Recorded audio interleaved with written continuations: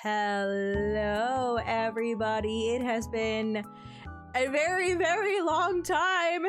It's been an extremely long time. How are you all doing? Hello. It's been forever since I've done this. Hi. I got a little bit of practice yesterday going back live because I was commentating.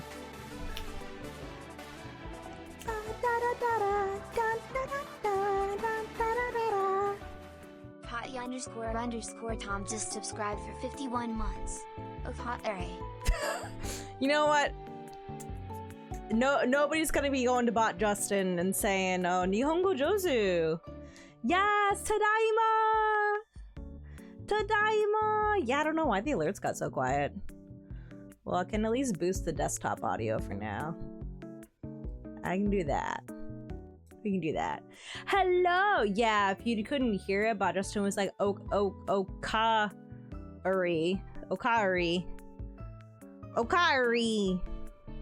Instead of Okairi. Yeah, Tadaima! It was such a good trip, but also so exhausting.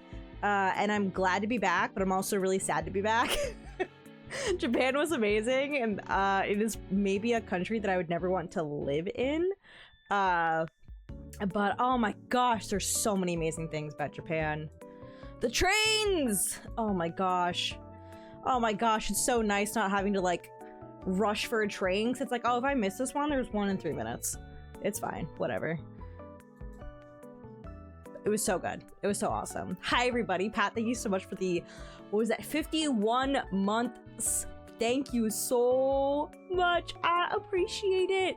Did it let you, wait, resubscribe for 15 months, subscribe for 51 months total? Did it let you do like 15 months all at once? I'm so confused.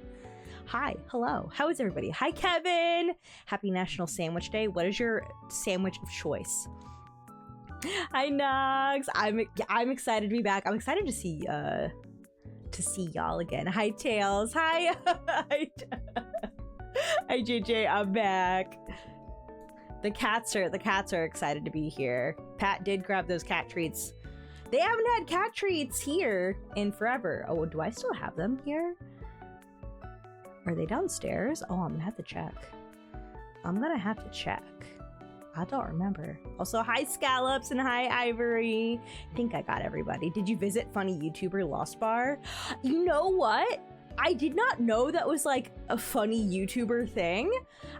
When I was like Googling bars in Tokyo, Lost came up. We did not end up going to any bars because so Tokyo was the last leg of our trip. We flew into Tokyo just because that's the most convenient thing, coming from so far away from, New York. But then the next morning, we hopped on the bullet train over to Himeji. So we went as far west as we were going, and then we were just taking, shorter trains back towards Tokyo. And then did like the last bit, like the last 5 days in Tokyo. And by the end of that, and after doing like 15,000 to a couple days, we got so close to 20,000 steps in a day. We were like, I don't want to go to a bar. Like, I would go to a bar if it was open like in the middle of the day, but it's 10 p.m. and I'm falling asleep. It's like my feet hurt so bad. I need to take some ibuprofen and soak in the bath, and then I'm gonna go to sleep. That was pretty much what we did every night. It was so good. Just the ryokan though. Yeah, we went to 2. Yes, we went to one near Himeji, which was really, really nice. Maybe my preferred of the 2 that we went to, but they were doing different things. They were very, very good. And then we went to one more ryokan in Kawaguchiko. And we had on one side of the hotel was Lake Kawaguchiko, and then on the other side was Mount Fuji. I have been to Fuji Kawaguchiko once before. I spent one night there back in 2013. Hi, buddy! They missed us a lot. and it rained the entire time I was there, so I didn't see Fuji at all. But this time I did. It only rained one of 2 days we were there. And yeah, so we did actually have a room looking at Fuji. We did get to see Fuji from our balcony, which we had a private bath on the balcony. It was great. The train, let's see, the bullet train from Tokyo to Himeji, I think was, I want to say it was longer than 3 hours, but shorter than 3.5 hours. Hi, Coco. Hi. He wants cat treats so bad. I'll check in a moment if I have the cat treats up here. Otherwise, I gotta go grab them from downstairs. Yeah, so I want to say it was, you know, maybe like somewhere around 3 hours, 15 minutes. We were on one of the faster bullet trains because they have them at different speeds. I think we were we on the Hikari or the Nozomi? Which one of those is faster? I knew this when I was there, and now that I'm no longer in Japan, I have forgotten. Because they have several different ones. Like the fastest ones will go to like 200 miles per hour. I don't think we were on one that was quite that fast. And of course, they slow down whenever there are curves. And of course, they're slowing down when they're pulling into stations.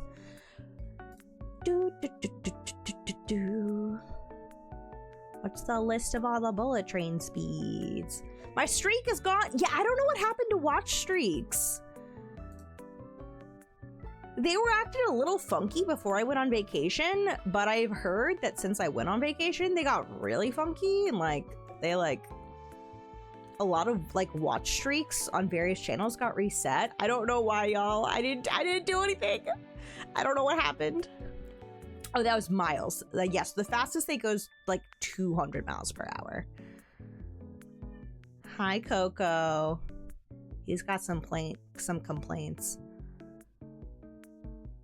Yeah, I can't remember which one we were on, but, you know, if you like Google, you know, Tokyo to Himeji, it's not like, they're not on opposite sides of Japan, but there's some significant distance between them. So we went all the way to Himeji, and then from Himeji, we went to Osaka, and then from Osaka, we went to Kyoto, and then we took a bullet train back to Tokyo for one night because it is so difficult to go from Kyoto to Fujikawa Guchiko, even though Fujikawa Guchiko is between them.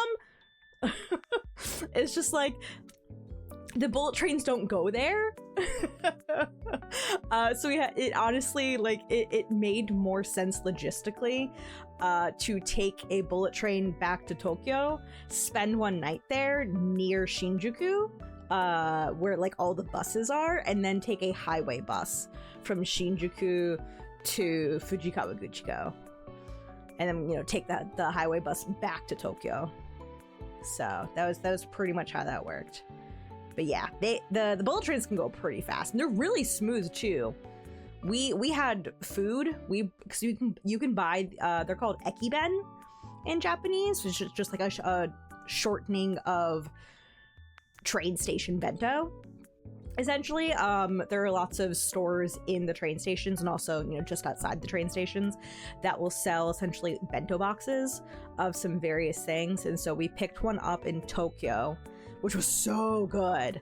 And then we also picked one up in Kyoto when going back to Tokyo. And that one was still good, but not as good as the one that we got in Tokyo Station.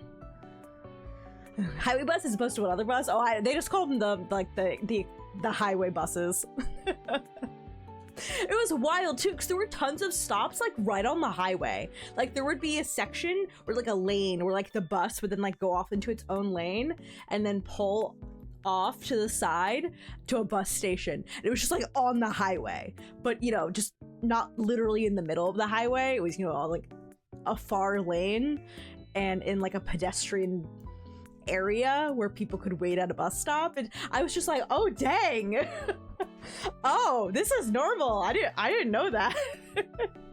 Because there were a few people who got on, like not at Shinjuku. Most of us got on there, but not all of us. No, so we ended up going taking the highway bus to Fujikawa-Guchiko with a friend of Jovial's from college who has been living in Japan for quite a while now. So I just kind of like let them on both times we were on the bus sit next to each other so they could talk and catch up. And then I was just, because they do like, you know, two people on each side. So both times I was next to somebody who is Japanese. And the first time it was like some older Japanese man. And I feel so bad for him because he like banged his head on the like top when we were getting ourselves situated, because he had the window seat and I had the aisle seat. So I got up and was letting him get in, and then he just like bonked his head. And I was just like, oh, daijoubu desu ka? It's just like, daijoubu. But yeah, I did get to speak some Japanese. I've been learning for several years now. I definitely did not study as much as I should have, but a lot of it did come back to me pretty quickly. I was like, I can tell that I'm making grammar mistakes because I didn't review enough grammar before coming over, but people at least have a sense of what I'm saying, even though I'm definitely like mixing up levels of politeness within the same sentence or from sentence to sentence. And I'm just like, oh, am I being standard polite or am I going short from casual? It's whatever I remember the conjugation for. So just like, I'm doing my best. You can tell I'm not fluent. But apparently whenever I would answer people and they would ask me something in Japanese, my pronunciation was good enough that they thought I was fluent, and then they would start talking at rapid speed, and I was like, oh no. Oh no. That's too fast for me. But it was a really, really good trip. I had a great time. It had so much amazing food. And it was inexpensive! Oh my gosh! I know that the food does not feel quite so cheap in Japan when you are living and working in Japan, just because the dollar is so much stronger than the yen right now. I don't know entirely why that is.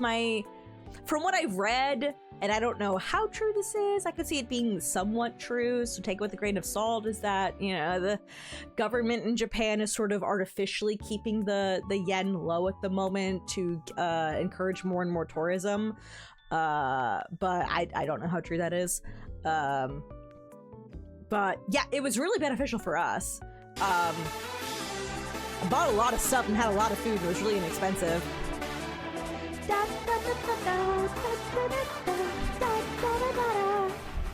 Neviklink just subscribed for 84 months. 6 whole years, wait no, 7, 6, 7. I don't get this meme, but holy crud. I don't get it either. Thank you for the 84 months. Oh my gosh. Nevik, thank you. I appreciate it. Also, let me hydrate. Thank you, Sam. Speaking of buses, funny story, when I was on the bus going from the airport into my grandpa's house, one of the bus stops was called Tosheng Farmers. Yeah, I don't know if that's a shortening for like association, but I heard the automated recording say Tosheng Farmers Ass. Oh my goodness. Yeah, 767 would also be the Boeing 767. Yeah, so many stuff. I've been gone for like almost a month. It has been like, I think just about a month since I last streamed, because I was gone for like 3. So the vacation was about 2.5 weeks in Japan. We had some issues getting home. If any of you follow on Blue Sky, I was like crashing out in the airport. I was losing my mind. Well, I was very much like, it's so over, we're so back, it's so over, we're so back. Oh, it's so over, it has never been more over. Yeah, it was rough. It was really, really rough. I have never had an international flight get canceled twice. And it also sucks because there are not that many international flights going from Japan to the east coast of the US. That's an extremely long flight. Extremely long. Honestly, I had time to watch many more movies. I watched Friendship, that new Tim Robinson movie. I watched Past Lives, which made me sob on the plane. And I watched some other movie on the way back. So those were the two that I watched on the way there. Shoot, what did I watch on the way back?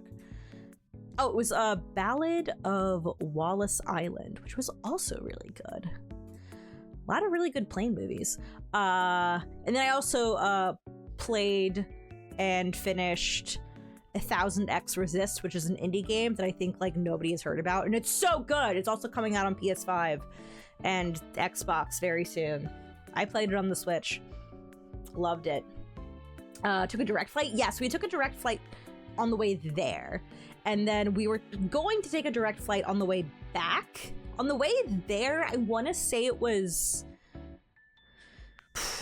about a 14-hour flight.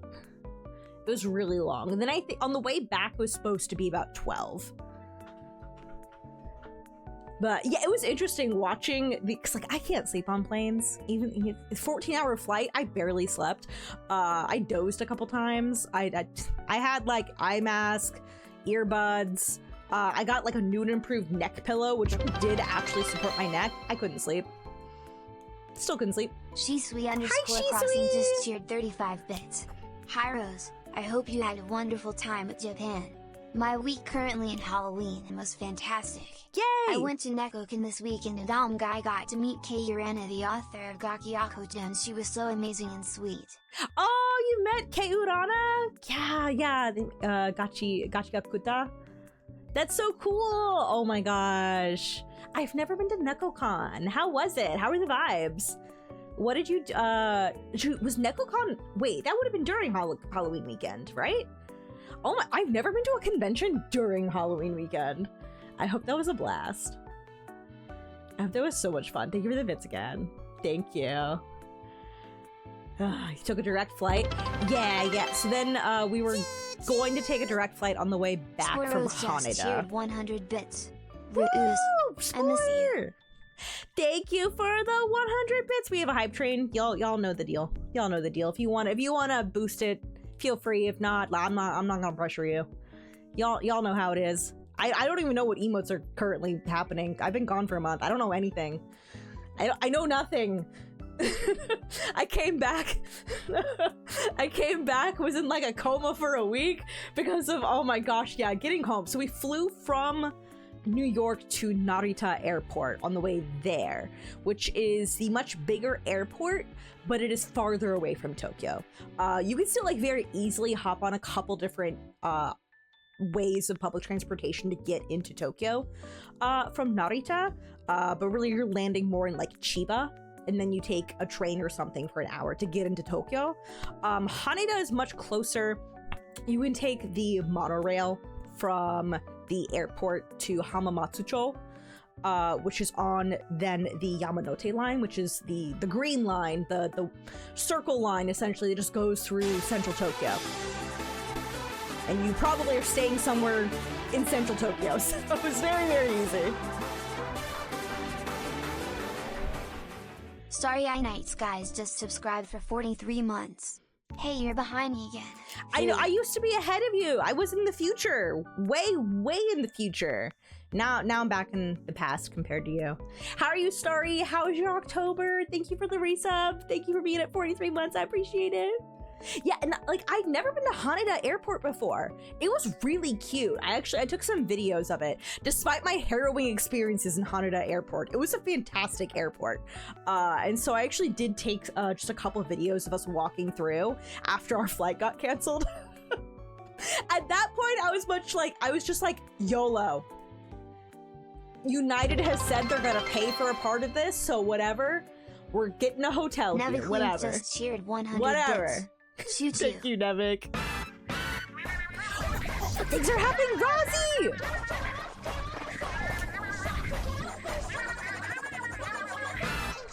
Rosie Wolf just subscribed with Prime for 62 months. Justin will never get your name right. Thank you for the 62 month resub! With Nevix Choo Choo Bits and Rozzy's resub. We are now at a level 2 hype train. If you want to do a minimum of a 100 bit cheer, you are guaranteed to get an emote. yeah, the United Airlines vacation. Yeah, it was at the end of our vacation. It was funny too, because on our last night in Tokyo, Jovial was like, you know what? This was a great vacation, but we've been here for 2.5 weeks and I'm ready to go home. I'm ready to go home and rest, because we had a really, like, I'm not gonna say that we had like a packed schedule. I made sure to not overschedule us, but like there was a lot of walking.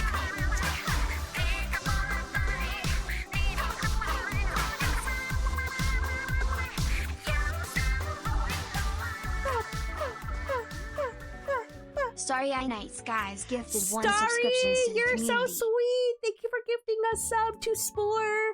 Congrats again, Spore. You are at 15 months. That's getting, oh, that's really close to the, I think, is there a badge for 1.5 years? I think there is. I should know this, but I've been gone forever. That's my excuse. I don't know anything, guys.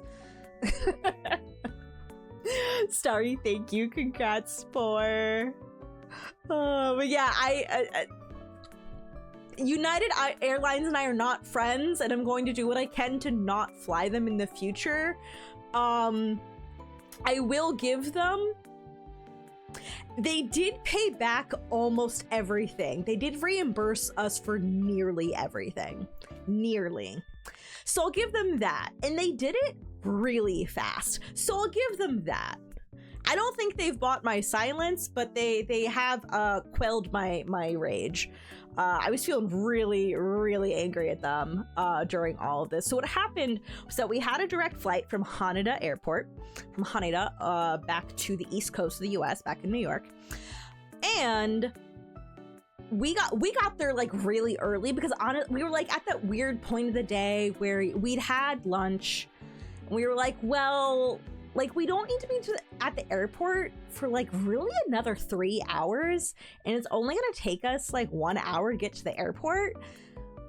But like, we have all of our luggage, and what are we gonna do for 2 hours? Like, if like the hotel can hold on to our luggage, but we have to come back here to get our luggage. So like, let's just go to the airport. Let's just go to the airport. I looked up some stuff about Haneda Airport, and I was like, honestly, it looks like they have some really great food there. Like Kevin was saying, like, it's the Haneda is really upgraded in the past several years. So I was like, let's just go to the airport. Let's just go early. So I was there like way too early. We also then get through security, checking our bags, all that stuff so fast. Like, customs, everything, we breezed through. Haneda was an efficient, well-oiled machine. And it was so quick and easy and painless, and nobody was yelling at us. And it was like the most serene I've ever felt in an airport. So I felt really good going into this flight. It was so efficient, and Narita Airport is also very efficient, but like, this was my first time in Haneda, so I had no idea what to expect. I was blown away, loved it. I was feeling so chill, and then we're there, you know, chilling for several hours waiting, and they start boarding. We've now been at the airport for many hours because we got there so early. They board, I think they only finished the pre-boarding when they then stopped boarding, and I was like, uh-oh. And then they were like, oh, okay, actually, sorry, we have to delay this by 30 minutes. So everybody who is lined up to board, please just don't worry, like, you don't have to stand right here. And 30 minutes pass, and then they're like, okay, hi folks, things are gonna have to get delayed a little bit further. It turns out that the the temperature control system is not working. So we've got mechanics starting to look at it. And so then that half hour passes and they are like, hi again, we have to delay it by another 30 minutes. And I was, at this point, I'm just like laughing because I was like, are you kidding me? But I was still like, you know what? Whatever. I was kind of at this point thinking like something's actually wrong. But on the outside, I was like, whatever. So that was like 3 delays of each 30 minutes. At that point, they're then starting to, everybody who had pre-boarded, they're getting off of the plane. And they're like, yeah, so we have parts coming in. And the mechanics are gonna work on it. They said it won't take long to fix. They just need to get the parts over. So I'm like, okay, all right, we'll see. So then those 30 minutes pass and they're like, hi again. We need to change gates. And that's when I was like, it's over. There's no way. This plane is not leaving tonight. There's no way. So not only do we change gates, we change gates to like a gate that is on the ground level. And you might know that with a plane that is so gigantic, generally you're not walking along and then going up all the steps to board the plane. Generally there's like the Kevin probably knows the actual term for it, but the doohickey for that connects, like for the gate that connects the gate to the door for the plane that you can walk on. The jetway, is that what it's called? They like pull it out and they like connect it. Yeah, so that's generally not on the ground floor. Yeah, the tunnel. Yeah, the bridge thing. Yeah, the bridge tunnel. Thank you, Kevin. Yes. Yeah, so generally that's not on the ground floor. And so, you know, we went down an escalator to a ground floor to a series of gates that nobody else is at. And I'm like, okay, this still says that we're supposed to depart at 8 p.m. and it is 7:57. There's no possible way. So, yeah, that didn't happen. We did not depart at 8 p.m. that night.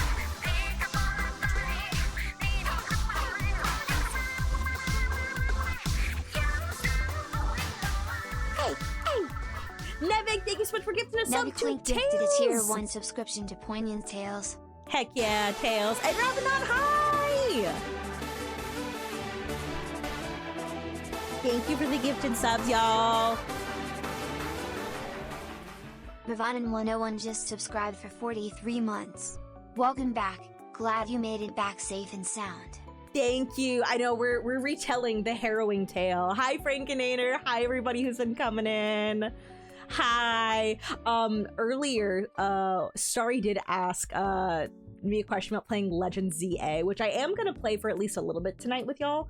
And so far, my favorite NPC, I did just meet the mafia boss guy with the scolipede. I'm so bad at names. He's so cute. I'm just like, yeah, cute poison guy who's mafia boss. I've completely blinked on his name. I love him. He's my favorite so far. The streamer girl, possibly a close second.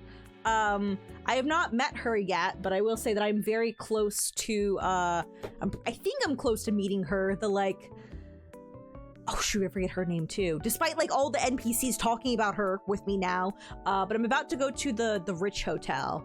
Hotel Richissime. Okay, fancy pants hotel, for like the battle connoisseurs. And I think I'm going to like the leader of that very much. Jacinthe, yes.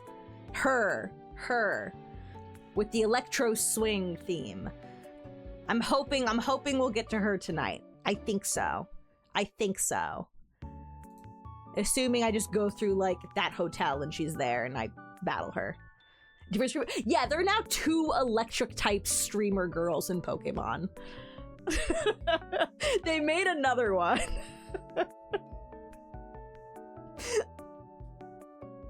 I don't know if I like her as much as I like Iona, but I do like this new one as well. But yeah, oh, and Emma. Emma's not higher up just because she hasn't been in the game very much, and I've not seen her recently. But Emma in ZA, so cute and I adore her. So cute and I adore her. I think Jacint's fairy type, just from like her vibe. But I like Poison Mafia guy. I think I'm going to like Jacinthe a lot. I just haven't met her yet. I think I'm going to meet her very soon. And Emma is just, yeah, I love her. Don't know anything about the new Pokemon game except Mega Starmie. That's honestly all you need to know. I know some people hate it, but like, I love it. The long flight gets delayed for that long doesn't take much for it to get canceled. Yeah, so we're like, so the plane was supposed to take off a little bit before 6 p.m. And at this point, they've delayed it by 2 hours. And I'm like, okay, they haven't like it's almost 8 p.m. now. There's no way we're getting on this plane, since it's not like it's not that they did just like 1 2-hour delay. It's that they kept staggering out these 30-minute delays. And so at that point, we've all then moved to the new gate. And I've never had that happen before. So I was just like, okay, so this is probably canceled, right? This is probably canceled. And I was like, I don't know. At first I was like, I don't know why they moved us to the basement, but we're here. There's no other gate being used down here, so like this is ominous and weird.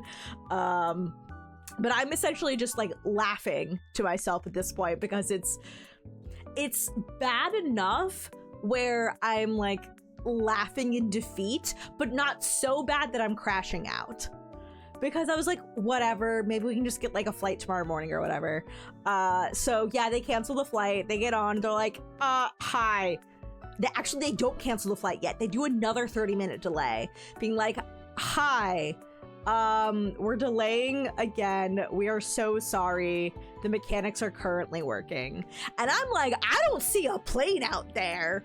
I don't see a plane out there. Where's the plane? And I'm like, okay, well, like maybe they're working on the plane like at like, I don't know, they're working on the plane elsewhere, but I'm also convinced there's no way we're getting on this flight tonight. I don't know if they were ever planning on moving the plane to the new gate. I don't think they were. I think they were actually buying time because they didn't know what to report to us yet, or weren't given permission to tell us more at that point. So I think they were just doing another like 30-minute delay to sort of buy some time to figure out like, okay, what are we going to do? And then I believe like in the course of those 30 minutes, they were actually organizing buses to come pick us up from this new gate terminal to take us back to security, because with our flight canceled, because we're technically not in Japan at that point, because it's just, you know, how like international laws work and like airspace works. We've gone, you know, we went through security at the airport. We're then not in Japan anymore, but we have to go back into Japan because the flight's been canceled, so we have to go through security again and customs again. Fortunately, they're all super chill about it. They're like, yeah, go. They set up a series of like, I think it was like 4 people that were checking all of us coming back into the country. Yeah, that's true. It wasn't security. It was you know, security as far as like passport control goes. It was border security, not like airport security. Yes, we're leaving the duty-free zone to go back into Japan. Anybody who bought stuff duty-free had to give it back. Like, I felt so bad for them. We actually like hadn't like bought duty-free stuff. I had actually bought a couple things at Uniqlo, but nothing that was like duty-free. They did get their money back. Yeah, they had to give it up, but then they got, you know, a refund. I don't know if the refund was immediate, but I do believe they got refunds. If not immediately, they got it issued very, very quickly. Yeah, it was disastrous, but at least like I will say, you know, to and I don't know how much of this was, you know, employees at Haneda Airport specifically, and how much of it was the United flight crew that we had. I believe there was honestly both of these sides working together. They actually did do a really, really good job of getting these buses all ready to go at the same time, printing out instructions for us in various languages, and, you know, giving us little bands. Like, we all had to like wear these, like, the little bands that you put on when you're like at a water park or something, or a theme park or whatever, just like those ones that stick to themselves, and also your hair if you don't put it on correctly. So they did that, and that was pretty much just a signal to like the passport control agents that we were a part of the group that all of this crap had gone down on. So we went back through into the airport pretty swiftly. So I will give them that. We were told they'd given us like numbers for how much they would reimburse for hotel stay, taxi usage, and meals. And it was not amazing, but it wasn't terrible. It was certainly better than, like, as far as your money goes. Like, it was a much better deal in Japan than it was in the US, because $30 won't get you a whole lot of food in an airport in the US, but it will get you a surprising amount of food in a Japanese airport, and it's still decently good food. So, like, that was not terrible. We were actually able to book a room at a connected hotel in Haneda. So honestly, we just went back to the departures area and then just walked a little bit through a tunnel to the hotel that was connected. And it was a really, really nice hotel. It was honestly really swanky, and we did not get to take advantage of it because we didn't get to check in until like 11 p.m. So unfortunately, we didn't get to like make much use of the super nice hotel. We got like coupons for free drinks there, and by the time we got checked into the hotel, the bar was closed. We were just like, ah, dang it, I'm using this tomorrow morning. I looked up, I was like, when does that bar open?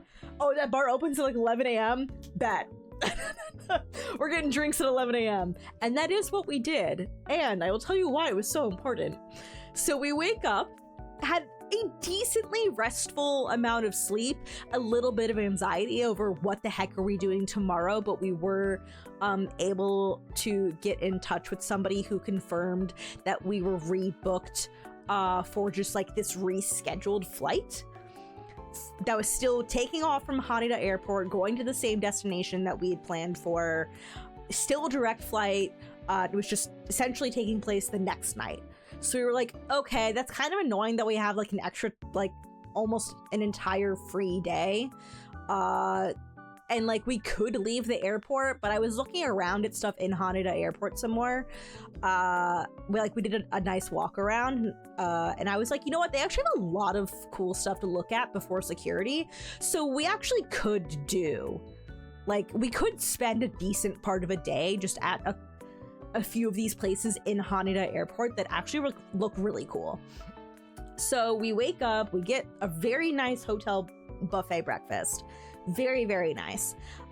We come back from breakfast, Jovial's taking a shower, and then that's when we get texts from United saying that the rescheduled flight has now been canceled. And I'm just like, ah!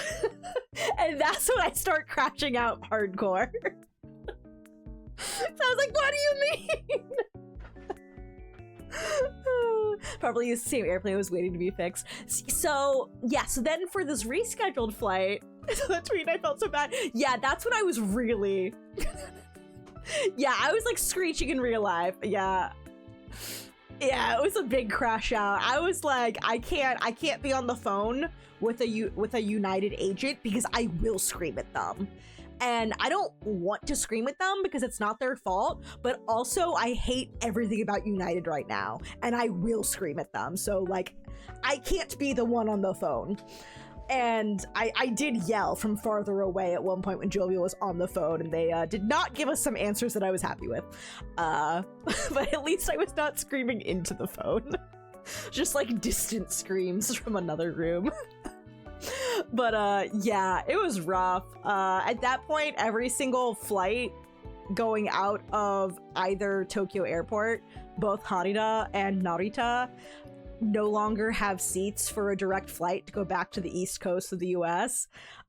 So we'd been booked for a flight to Los Angeles, but we had not been booked for the connecting flight from Los Angeles to anywhere. And I was also like, I've been in LAX. I really don't like LAX. I would really rather not connect there if we don't have to. I just really don't like that airport. And I'm sorry, I don't like Los Angeles like at all. I think it's like one of the worst cities in California. So we get rebooked to go to Denver. And that actually ended up being okay. As far as like connecting airport goes, they did make it smoother than I expected. I was in the middle of a crash out, like still in Tokyo. Also, we had to go to the other airport at this point. So we had to take a $200 taxi from one airport to the other airport in Tokyo, to the one that's farther away. So we had to go like fairly far east. It's already like 1 hour east of Tokyo, and we were like a bit south of inner Tokyo at that point. So yeah, that taxi was $200, and I was like, if United doesn't cover this taxi, I swear to God, I'm gonna lose it. I was already losing it. I was just like, oh my God, there will be blood. Major crash out happening. Taxi driver was great, very nice, very smooth drive, very little traffic. There's very little car traffic in a lot of Japan because so many people are on trains. It's great. Fantastic. Turns out when you have really good public transportation, the roads are better. They did cover the taxi, thank goodness. They covered the taxi, our hotel, and most of the food. They were like $20 short, and I really think some of that is just from foreign transaction fees. And at that point, they had cooled off my anger enough that I no longer felt like fighting for $20. So I guess they can have those $20. They did at least cover nearly everything. They covered all the big things and just maybe not some of the foreign transaction fees. So we're just like, whatever. Oh, whatever. But yeah, it was really stressful. So I was just like, we are in a foreign country. There are not that many flights. Well, at least there are not that many direct flights to the East Coast of the US from, this foreign country because it's a long flight. I was crashing out, just being like, we have like an hour and a half to go from one flight to the next flight. We have an hour and a half layover for like an international thing. We're gonna have to go, and I was told like, oh yeah, you have to pick up your bags again and go through security again. Like recheck your bags and go through security. You have to do all of that again. And I was like, how do we do that and get to our gate in time if like the flight leaves an hour and a half after this one lands? Like, how are we going to get off of this plane and then onto the next plane in time? So I was like freaking out because like obviously, yeah, like international flights, yeah, it's essentially then you're going from an international flight to a domestic flight, like Kevin's saying. But Denver actually had it set up really, really smoothly. I was actually pretty impressed. That whole process went pretty fast. There was a very nice woman sitting next to me at our gate while I was crashing out who was like, hi, I don't mean to interrupt, but I have done this connecting flight many times before, and I will explain to you exactly how it works. And once she explained, and she wasn't particularly worried about her own connecting flight, she had about as much time as we did, I was like, okay, all right, I'll try to be chill now. I'll try to be chill. so that was okay. So like the connecting in Denver was actually fine, and then that flight back to the East Coast got delayed. And at that point I was just like, of course it gets delayed. Fortunately, it did not get delayed by long. It got delayed by like 20 minutes. So like it really was not bad at all. It really was not bad at all. Honestly, I would have preferred knowing before that was going to get delayed 20 minutes because I would have been a little less stressed about the timing. But yeah, at that point I was just like laughing. I was like, ah ha ha ha ha, ah ha ha ha ha ha. The life's terrible. But the final flight from Denver to New York, like I was so tired and I had been so stressed that I just could not get my body to relax, and I was tight for like that entire 5-hour flight. I was so physically uncomfortable. I was just like, God, my body hurts. My leg is seizing. I think just from like the stress that I've been under. And I was just like, yeah, I'm dying. I'm dying. I'm dying. And then my boyfriend picked us up at the airport. Jovial flew us the final bit home. And I fell asleep in the car, and it was very good that he was driving and not me. Because as soon as we got picked up, I was just like, okay, all the stress that I had is going to slowly dissipate now. And as the stress is dissipating, my exhaustion is like becoming more and more apparent. And I was just like, bonk. Yeah, so this time, it was United to Japan, operated by Japan Airlines, for both legs of the flight. And that won't save you from mechanical issues with the plane. But the flight crew themselves, wonderful. Wonderful flight crew. Super great. Next time I might actually shell out the cash and fly ANA, which is all Nippon Airways. I might actually, cause gosh, this was tough. This was tough. Ugh. But yeah, I think it's just tough because United's done such a good capitalist job of like allying with so many other airlines that it often feels like your choice is basically United or American. I mean, ours was definitely United, operated by JAL. But yeah, I've been screwed by American Airlines several times. I've been screwed by United several times. This was definitely the worst. Honestly, like all the flight crew, like the flight crew was great. They were wonderful. Even through all the horrors. I think there were probably some miscommunication issues with the people doing rebooking for flights. But like generally I would say that I think they were doing literally the best they could with the information that they had and could give us. But yeah, I used to fly JetBlue, and I've heard they've fallen off as well. And now I'm like, are they just all, is every airline terrible? I thought Delta was terrible, but now I'm like reading some people are like, oh, Delta's fine, and I'm like, I think they're all terrible. I think it's a race to the bottom. I think it's all awful. So yeah, that was an extremely harrowing experience getting home, and I felt like it took years off of my life. And then I just slept so hard for the next several days, except my sleep schedule's been so weird that I keep getting sleepy by like, I think now I managed to survive until about 10 p.m. 10 p.m. is really when I start to fall off and I start really falling asleep. But for the first couple days home, I was falling asleep at like 9 p.m. and then I would wake up before the sunrise.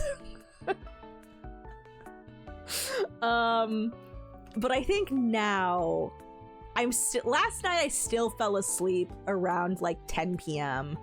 Granted, some of that may have also been with the clocks changing yesterday. So I think my body really thought it was more like 11 p.m. instead of 10. But I was falling asleep on the couch at 10 p.m. But I'm now starting to wake up at like 8 a.m. 7:30 to 8 a.m. Much more normal. And not like 5 a.m. So that's nice. He'll let you know about and compensated for everything, but everything shouldn't have happened in the first place. Yeah, like so really I think the major issue is just that there aren't enough there isn't enough like maintenance happening to the planes that these things and I'm glad that they're caught in pre-checks, you know, like before everybody is on the plane and ready to go.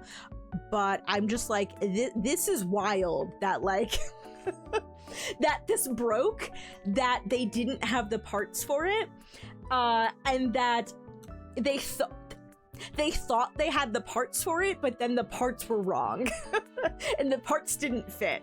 Because it would have been slightly less stressful if they just been like, sorry, we have to cancel, instead of us getting delay after delay after delay after delay, which then led to a cancellation. I was like, I would have preferred this just have been canceled earlier. But yeah, I really wish it had been caught much earlier. Yeah, heaven forbid like something gets like happens like while you've already taken off. Like that's like worst case scenario. Yeah, even the same aircraft type, you could have different parts just because some of the different options that airlines can select for them. Yeah, there's just like a lot of things where I'm just like, I don't like capitalism, obviously, and it has affected airlines so badly. Oh my gosh, it has been so bad. And I really wish that there was some more like standardization of stuff. Of course, it's gonna be difficult when like, you know, internationally, which was the case for this. Because yeah, I don't know how many like more like United planes are around in Japan. So, meh. But yeah, I was just like, man, I really wish that we had things in place to make this less sucky. I know it would cost more money and time. Obviously, I think that's worth it, but I'm not running a business. I'm not running an airline, so I'm like, yeah, I would rather you spend more money to make this experience better, as opposed to for you to make more money. Also, the CEOs make like fuck you amounts of money compared to the people they pay, so I'm very anti-airline CEOs. United CEO, I'm looking at you disrespectfully. But the crew did the best they could, and no complaints with them. They did great. But I survived. I'm back. The trip itself was amazing. I have a couple fun things that I want to show you. I'm not going to show you everything I bought, but I have a couple fun things. I feel like I just spent like 30 minutes talking about just the flight home. The worst part of the trip. Everything else about the trip was amazing.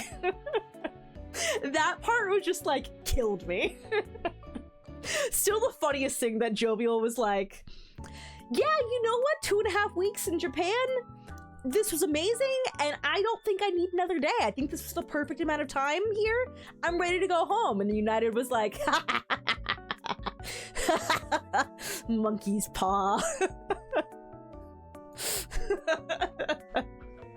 Yeah, being delayed 30 minutes repeatedly was the worst. I was just like, no! Please tell us things.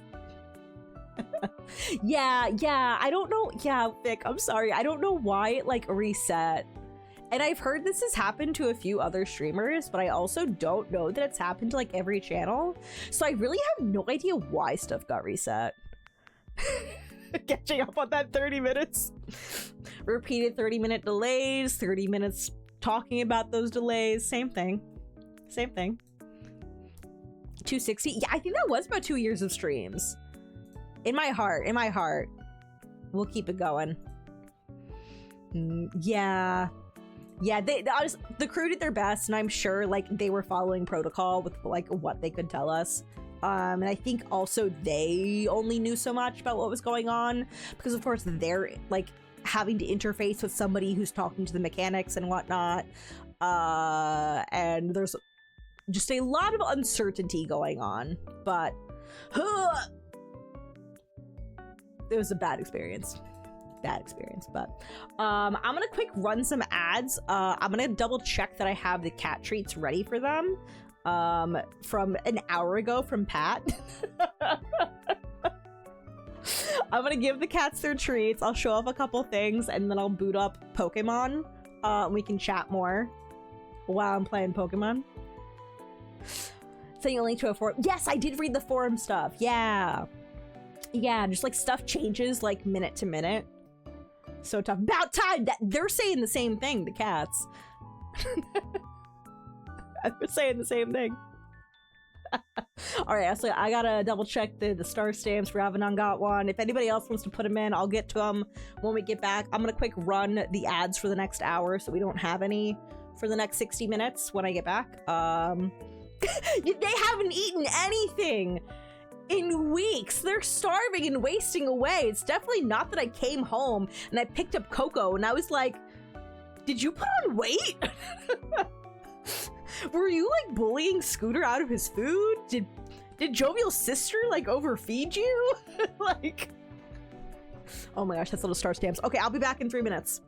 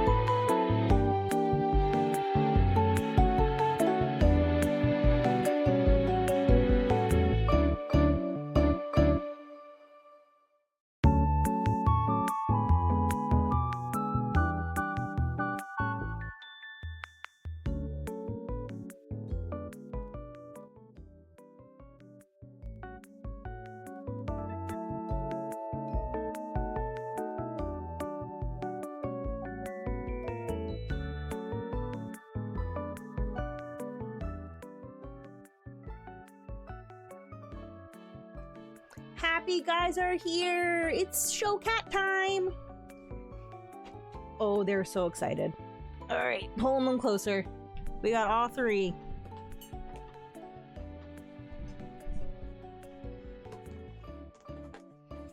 Oh, hi! been so long. Hey, no, one of you has been very patient.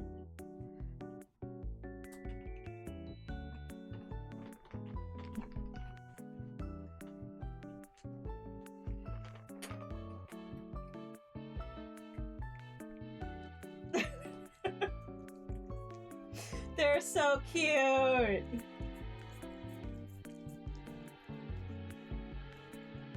They're so cute. Okay, you guys want one more each?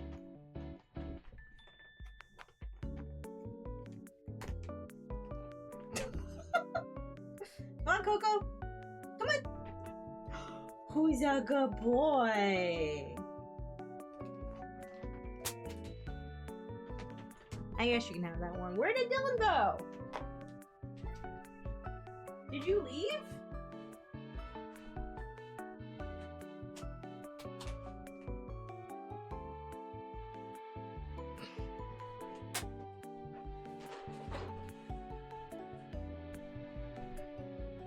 I don't know where Dylan went. He left. All right. Excuse me. Excuse me. Thank you. Thank you.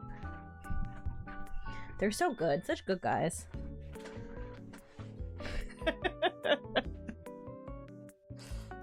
Oh, they're so cute.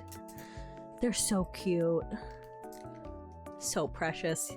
I know Dylan's usually on that, but I guess he was just like, oh, that's not for me? Okay, bye. Bye. I'm out of here. They're so good. Oh my gosh, they haven't had that in forever. I mean, I think they had treats when Jovial's sister was taking care of them, but obviously, you know, they were not on stream. Let's see, we got 6-star stamps between Ravenon and Nevik. Quick stamp those on.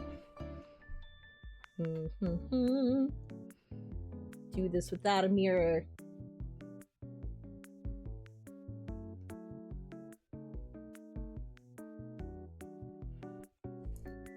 Doing our best, doing our best. Oh, please don't do it what my friend did back in May. Oh, if you fly Delta and you get answers for you. Wait, what did your friend do? Yeah, but yeah, echoing earlier, it does seem like lately people have had fewer complaints about Delta compared to United. Wait.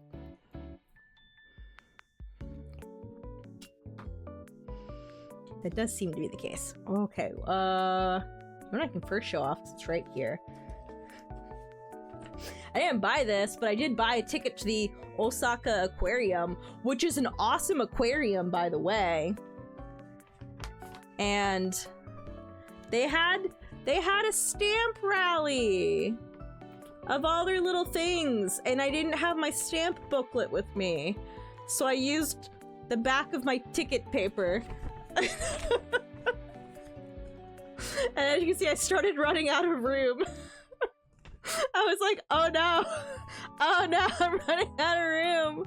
But they were very cute. The penguin was the best. Penguins were the best in the Osaka Aquarium. Very, very cute.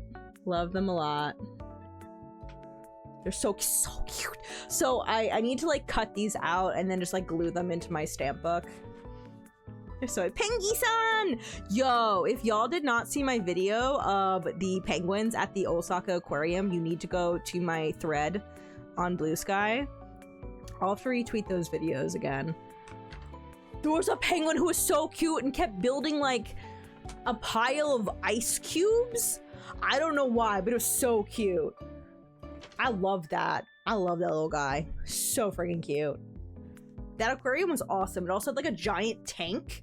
And as you would go through the aquarium, you just keep seeing the giant tank from different levels as you were going down. So you could see it from like all these different angles and at different heights. And there was like a whale shark in there. It was very cool. Very cool. Proceeded to blame Delta for missing her connection when the real issue was air traffic control shortage and the runway construction in Newark.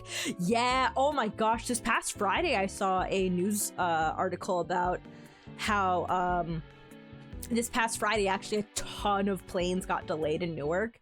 Also, a plane clipped another plane when taxiing into the gate because of a lack of air traffic controllers. Because did y'all know that like, I would not want to be an air traffic controller for many reasons, but especially right now in the government shutdown, like, absolutely miserable. Like, yeah, there are not enough of them working in Newark, especially, and for Newark.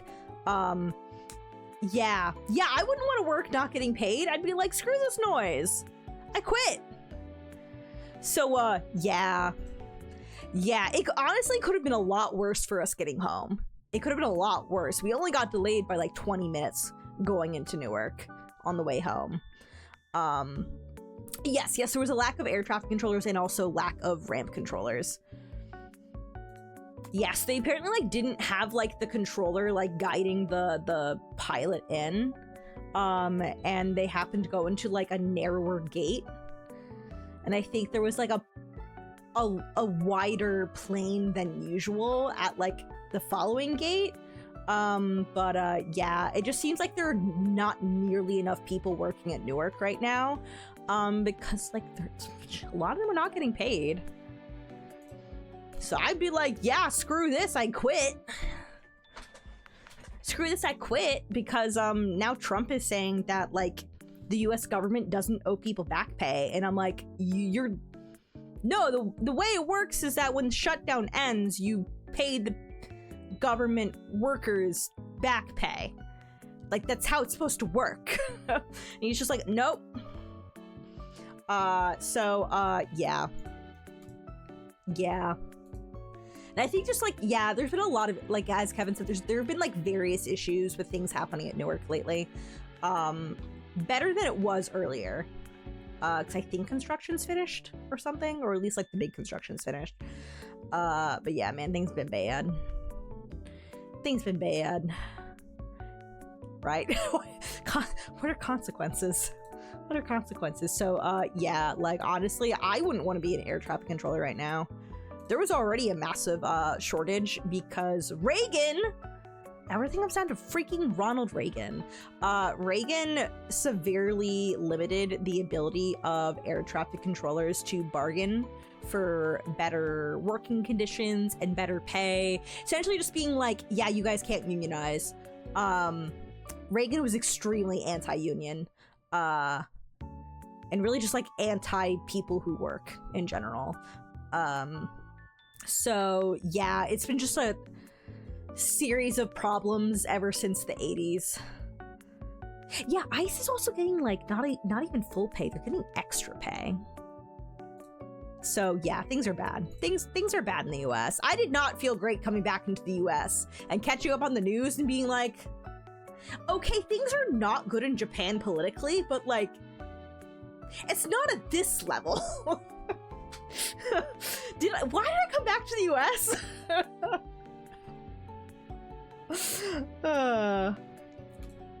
But yeah, man, I have a lot of problems with airline companies specifically, especially with how things work, with how much money CEOs and various other people in the C-suite get paid compared to everybody else with the money they're making, with the people who, in my mind, are doing the actual work should be making way more money than they do.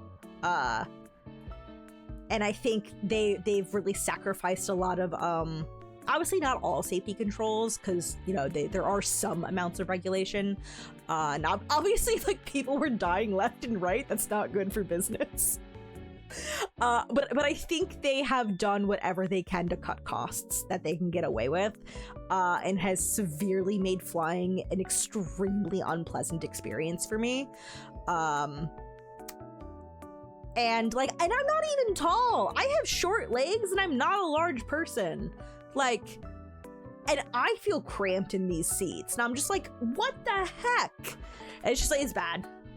It's bad.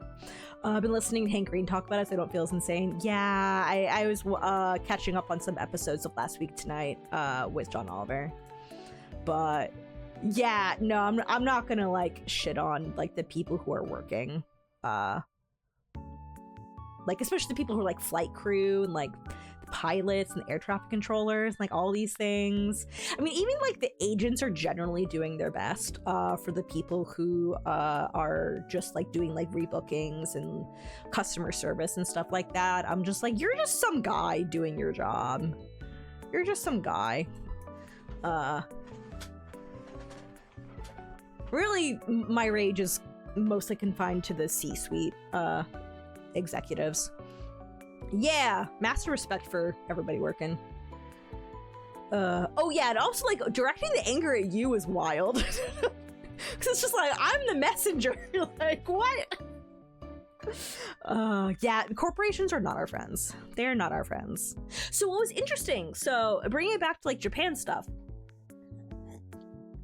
So, if you've ever been to Tokyo, you know that a lot of the subway is owned and operated by Japan Railways. There are a couple other lines that are not owned and operated by the JR. Same goes for Kyoto and Osaka. They also have lines that are not operated by JR. So the JR is like, they're a private company. This is not a centralized government owned group operating the rail. But when they were given a bunch of these railway lines way back, they were also imposed with a ton of regulations.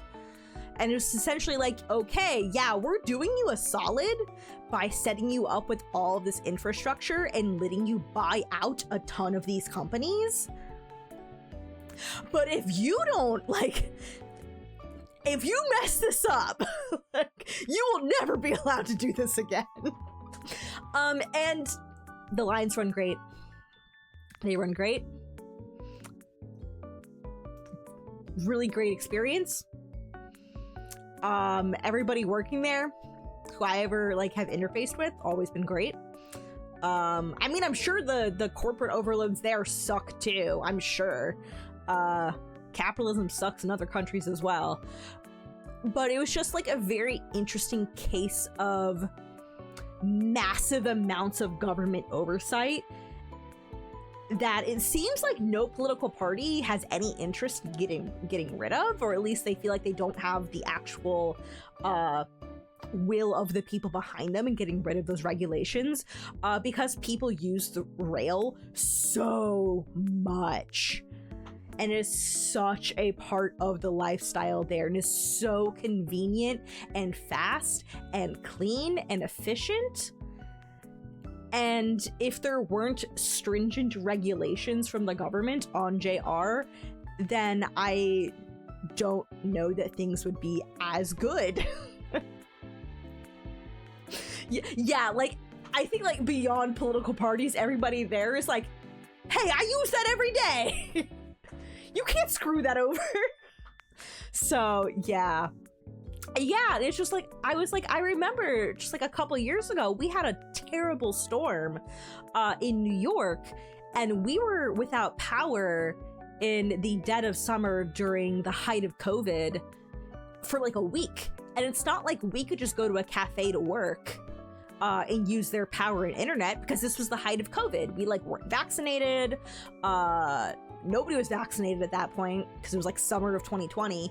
And so we were just like, what the heck do we do? And yeah, and it was just like I mean, it wasn't the like utility company's fault for us losing power, but it was their fault in that it took a week for us to get power. It was just because they decided not to hire enough people to have enough people on staff to like do things quickly enough, because that cost money. Like, they knew the storm was coming, but they just didn't want to pay for more people to be working at that time. So we were without power for a week. It was terrible. This has continued to happen in New York repeatedly, and it is because they have a monopoly on the utilities here, and there's no government oversight. So it will continue to be terrible. So, it's terrible. Let's see.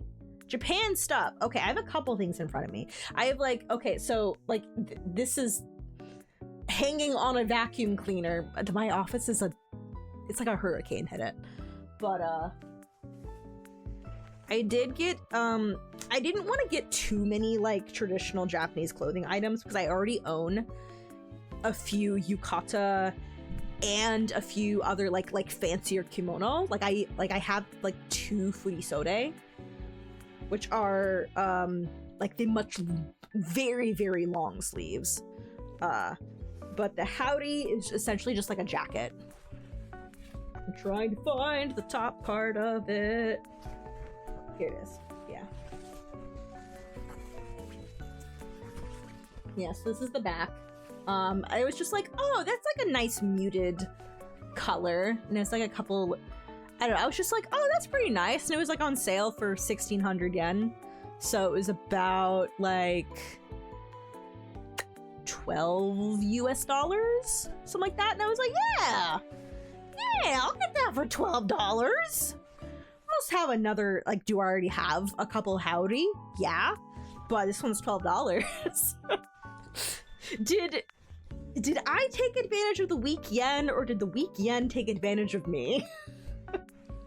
So, yeah. I saw a bunch of really cute bags. Yes, yeah. It was mutual. I saw a bunch of really cute bags made with like traditional Japanese patterns, but I kept seeing them in really touristy areas. So they were really expensive, so I didn't buy them because I was just like, that's like $50. That's more than I want to pay for a bag. But then I was like, wait, I can sew. I can just make a bag. So I actually bought a lot of fabric. But this was one of the fabric prints that I got.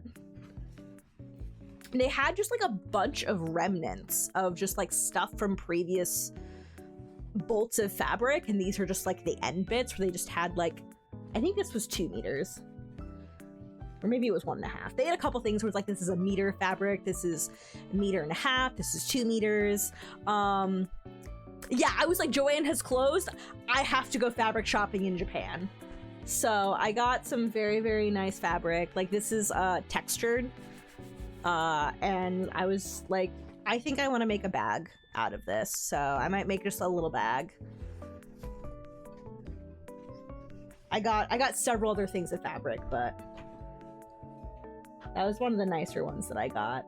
And honestly, the fabric was pretty cheap. I didn't buy anything by the meter. Here in the US, it's by the yard, but obviously in Japan, you're buying it by the meter. Partially because I was a little intimidated about like speaking Japanese, about asking for like certain amounts of fabric in the metric system.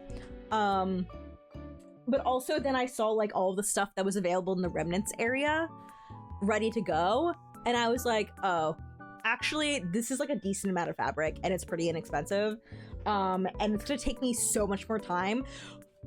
There's so much fabric. There was so much fabric in this one store in Tomato. Oh my gosh, there was so much fabric.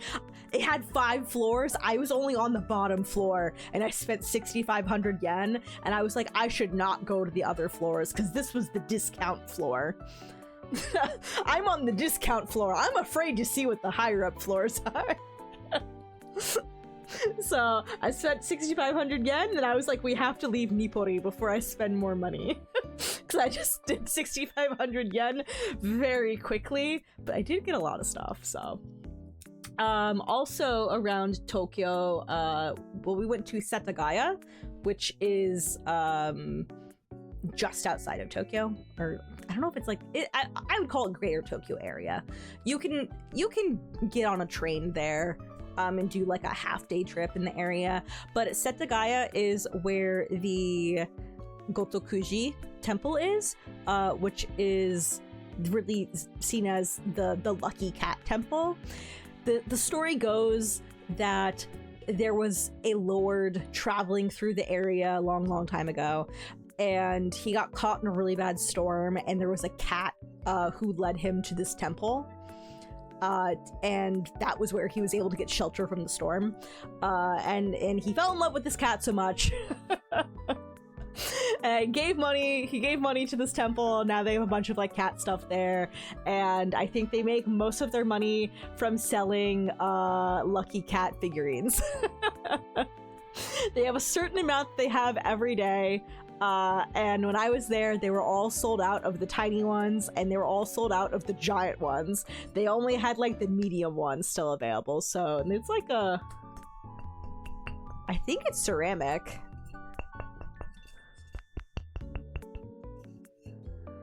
I think so, but yeah, it's I was like, this is cute. I was like, I want a cute cat thing. But most people were buying them to write on them, or like some people put pictures of their cats on them or near them, and there were a bunch of stands by the temple where you could put these. And I took a picture of one really funny looking cat, like this one grumpy cat just making this face at the camera to somebody left. I was just like, I love this cat so much. But I didn't know that people were putting pictures of their cats there, so I didn't bring any pictures of my cats. So I was like, I'm just gonna take this home. I'm just gonna take it home. You didn't buy anything when you were in Taiwan? I've heard that there's some really good food to get in Taiwan, but it also sounds like you had a super stressful trip for Taiwan, so I would not blame you for being like, peace, I'm out, not here to shop. Whereas I was like, I'm here in Japan to spend money. Wants me to jump scare myself again. It'll happen when I get back to Hollow Knight, which I haven't played in over a month, but I will get back to it at some point. Other stuff. I'll show you just a couple Pokemon things and a couple Splatoon things, and then I'll go ahead and boot up Pokemon. But I got 2 plushies for myself. I bought a couple more plushies for Obro and Matt, but I got 2 for myself. This one is a Kyoto Pokemon Center exclusive. There are a lot of exclusive Pikachu plushies in Japan. There was an exclusive one actually there were a couple exclusive ones in Narita Airport that obviously they were all airport themed. I think there was like a pilot Pikachu, there was like, you know, like a flight crew staff, flight attendant, that's the word, flight attendant Pikachu. There were a couple Kyoto exclusive ones in more like traditional Japanese attire. I was just like, oh my gosh, she's so pretty. She's so cute. I need her. So I got her, and then I couldn't leave this extremely fuzzy Mimikyu. I was like, I love you. I need to take you home. I took pictures of the flight staff Pikachus. I did put them in my my thread. My extremely long thread of stuff. So I can go find the beginning of that thread. Don't remember if I saw it. I mean, it's a long thread. Or did I put it there? I know I put it on Instagram. I thought if I didn't put it in that thread, I'll have to correct it.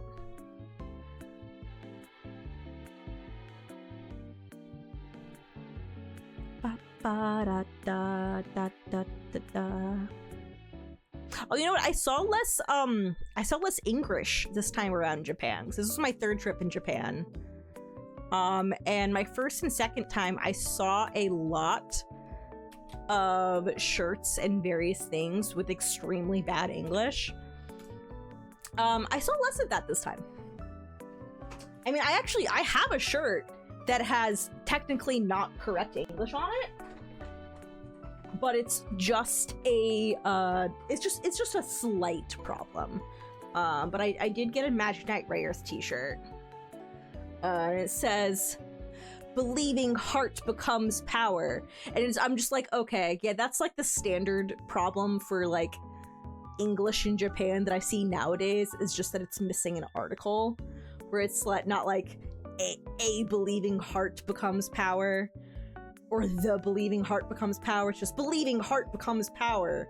Or it could be believing hearts become power.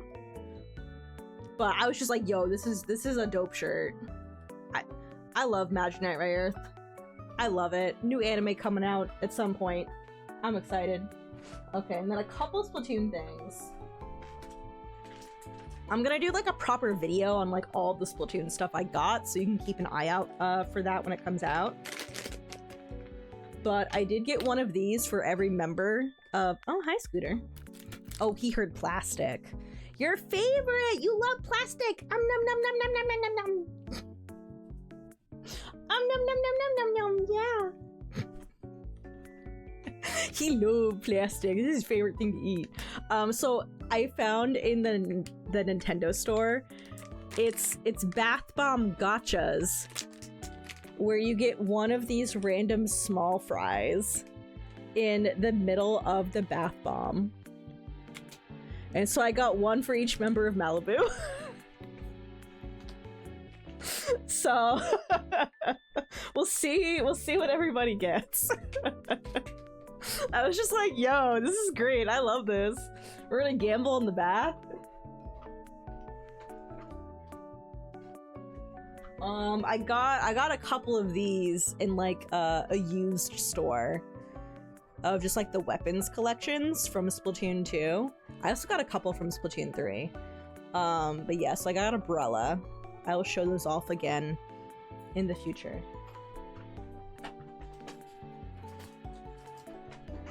And then otherwise, I got the Splatoon tin. But it's not just any Splatoon tin. It's a taped shut Splatoon tin.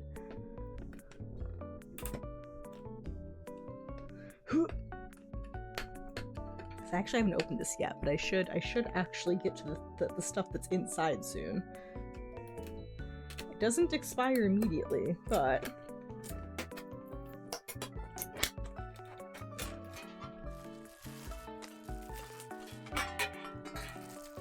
they are cookies. It's a butter cookie tin for nerds. There are indeed cookies. Oh, that's upside down. It was cookies. You're right. They are indeed cookies. So I'm gonna have to have those at some point soon. I'm excited.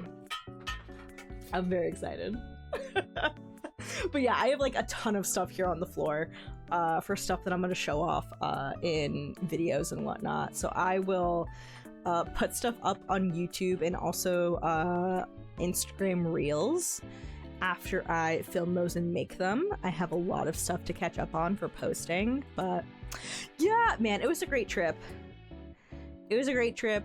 I really, really enjoyed it. Did not enjoy the trip home. That part I could have done without. I wish I could have just like been knocked unconscious like an animal, just like tranquilize me, shoot a tranq dart at me, and then when I wake up I'm back in the US. That travel experience was miserable. I mean, I did watch some pretty great movies and play a game that moved me to sobbing next to strangers on the plane. Because on our first flight back, Jovial and I were not sitting next to each other. So I was in a middle seat between two people I did not know. And sobbing while playing 1000X Resist, which was fantastic. I will have to think more before I like try to sell it to you all, because I'm like, how do I do this without spoiling it? Because I really, really think you shouldn't be spoiled when you're going into it. I was a little hesitant on it at first because I was like, what am I doing? And then once I finally got into it, I was like, I love this game! Oh my gosh, my heart! It was so good. But ever since I got home, I have been playing a lot of Pokemon. Because Pokemon Legends is just a really nice, chill game.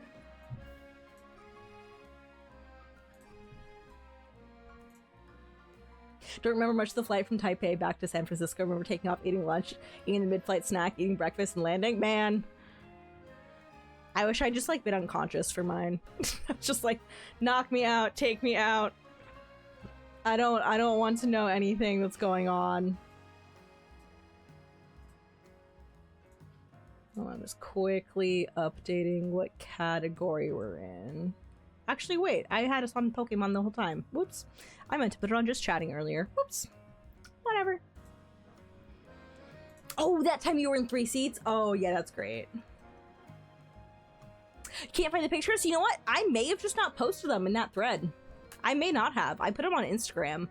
I'll have to update that and be like, teehee. The Pikachus. Gardevoir Gaming. I mean, how could I not? Have y'all seen the Mega Evolution for Gardevoir? I mean, come on. Amazing and beautiful. Really, I feel like my MVP is Delphox, who I don't have the Mega Evolution Stone for yet, and is still like the MVP. Got Feraligatr, who I might replace with Blastoise at some point. I need to actually start training up my Blastoise and then like compare some stats, but I think I might like the Mega Evolved Blastoise more than the Mega Evolved Feraligatr. I also just like Blastoise more. But yeah, Gardevoir has been great. Chestnut might get replaced just because I don't vibe with Chestnut's design. I'm sorry, I'm one of those trainers that I'm like, they gotta be cute. Chestnut, I'm sorry, you're just not that cute. This game did do Cyndaquil dirty. Oh. But, yeah, Chestnut's just, I've never really vibed with Chestnut. I just was like, well, you're a strong grass. You're a strong grass lady. So she's here for now, but she will probably get replaced. Umbreon's new. I only just recently got an Umbreon this morning.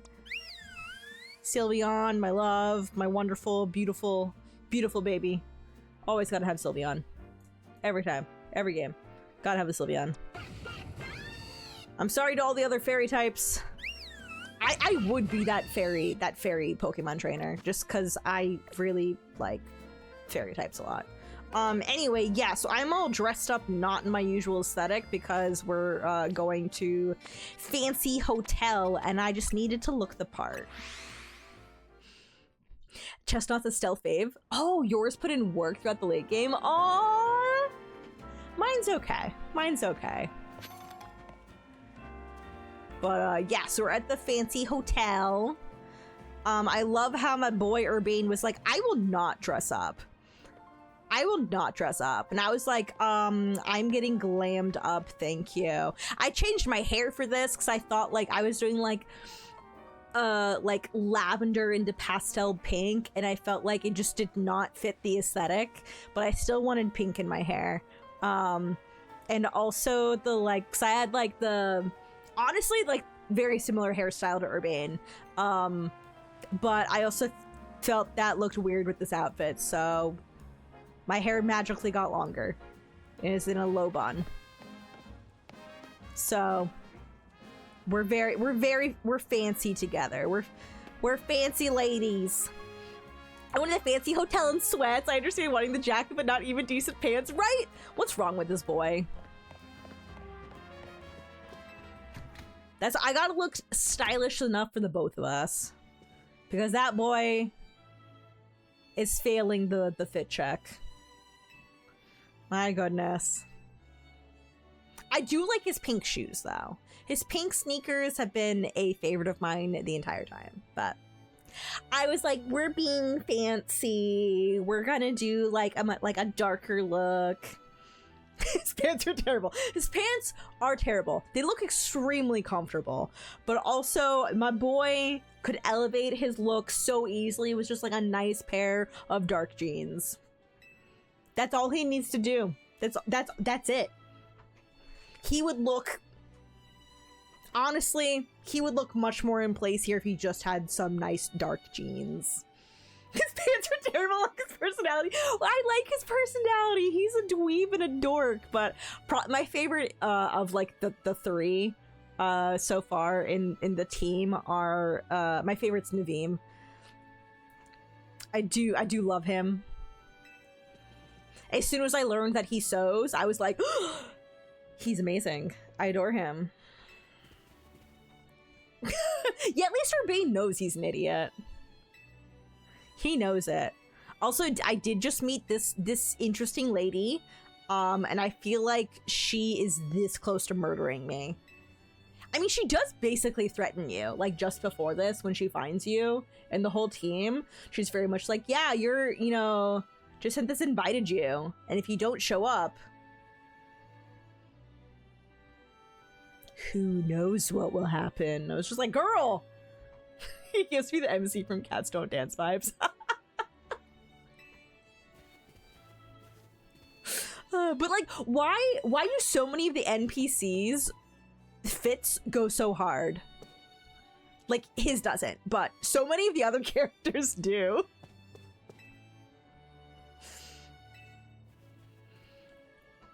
Especially all of the characters that you end up battling.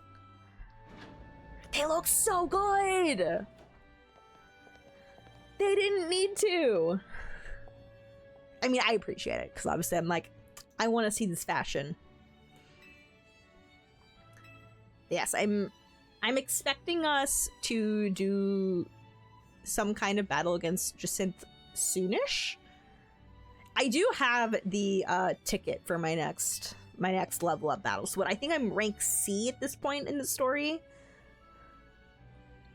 Kanari, that's the name of the streamer girl. Wait, why is she here? Why are you two here? Are y'all both this fancy? Oh, also, what's her name? I forgot her name on the right. She's super cute, and I love her aesthetic. I love it. Also, they're adorable. Gwyn, that's her name. Gwyn. Gotcha. She's so pretty! She's so pretty. Oh my goodness. Her hair and her bow thing.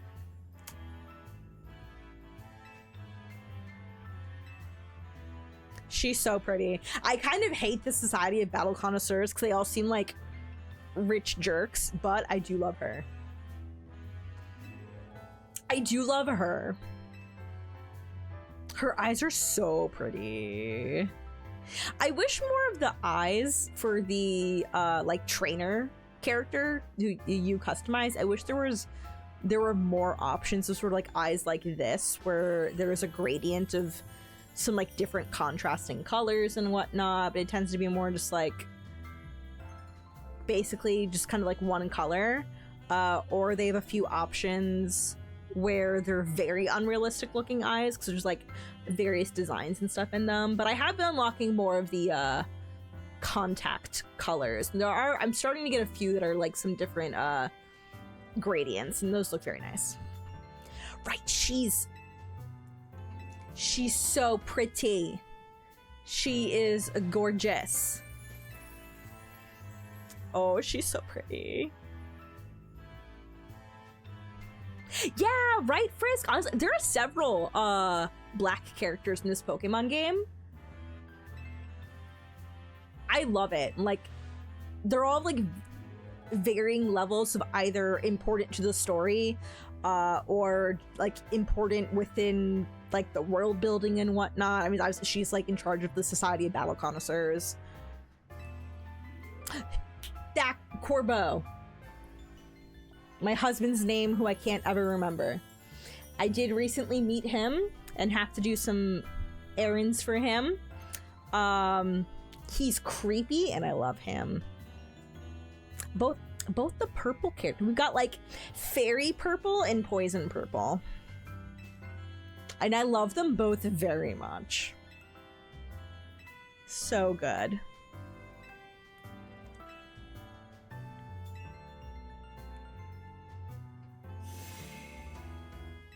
We are honored guests. Okay, we're gonna do tournament. I want to fight Jacinth. I want to hear the electro swing. Turn off your phone, Urbane. Oh my gosh. We can do important plot stuff later. Something urgent came up. What? No! I want to fight Jacinth. No! No! I don't want to leave. No! Oh, this maid's gonna murder us. She's going to kill us before we even walk out this door. She was very much like, you are joining this. Perhaps you would do better to watch out for yourselves after that display. I urge you to kindly reconsider your actions. You still have time. You must return to the venue. She's going to murder us. I say this out of concern for your own well-being. Nah, it's okay. Just put us down as disqualified. We gotta go help protect the city so that you all can keep enjoying your tournaments. No, wait! Oh, come on! Okay, maybe she's not gonna murder us, but something is going to murder us. Something is going to kill us.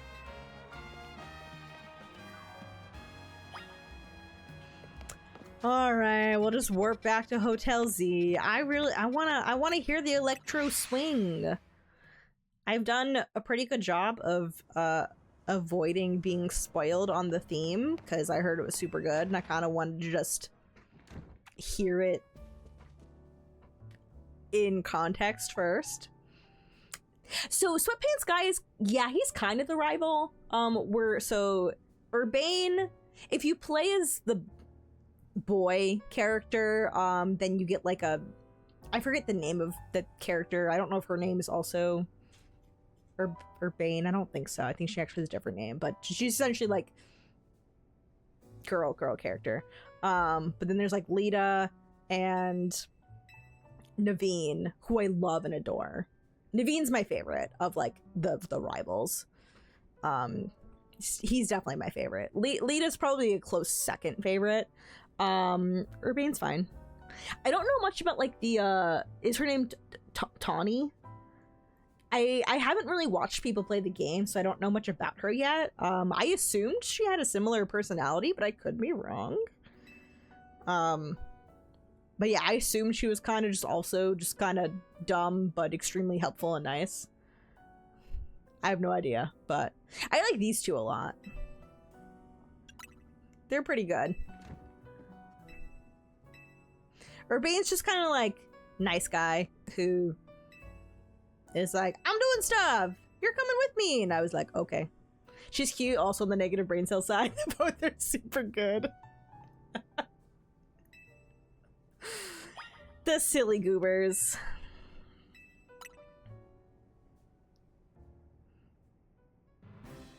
Of all the rivals though, Naveen's number one. Alright, let's go handle this quickly. I want to go back to the hotel.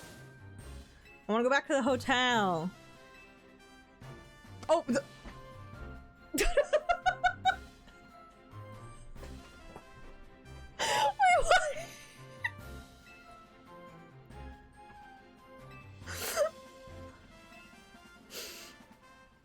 We're just gonna not worry about that. She's got tea. She's so princess coded.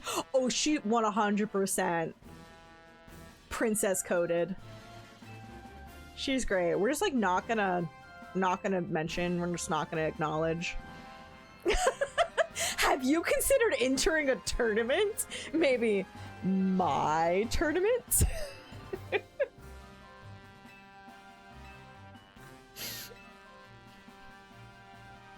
Anything else we need to consider before we move on to assignments? Tournaments? My tournament? She's like a Splatoon TO. Alors, that Society of Battle Connoisseurs event comes to mind. How are they faring, I wonder? Oh, Urbane! Oh, you're gonna die. You're gonna die. Oh. Oh, they're so dumb and they're gonna die.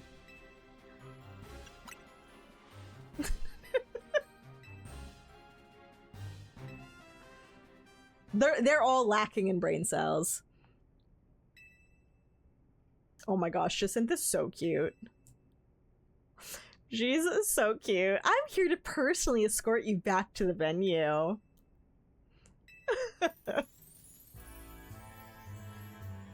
C'est moi! I am Jacinthe, leader of Lumios's illustrious Society of Battle Connoisseurs. So this is what the city's elite like to wear. Yeah, she looks great. The fabric of your outfit is certainly gorgeous, but what really stands out is the craftsmanship. This is why I love him. I love Naveen. He's great. Can Jacinthe come on a little field trip with us and go attack some rogue Pokemon?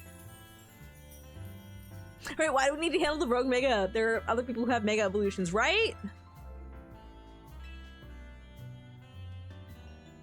The tournament I planned was perfect in every way. Anything less would be unacceptable. And the two of you are indispensable in making my perfect dream into a perfect reality.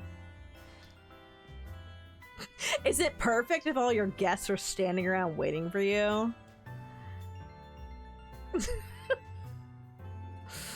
Oh, we're missing a lavish banquet of exquisite dishes and spectacular performances by renowned artists. This sucks, Urbane. Why'd he take me away? No, what? No, that sucks. Let's go back. Let's go back. Dang it. Okay, Frostlass.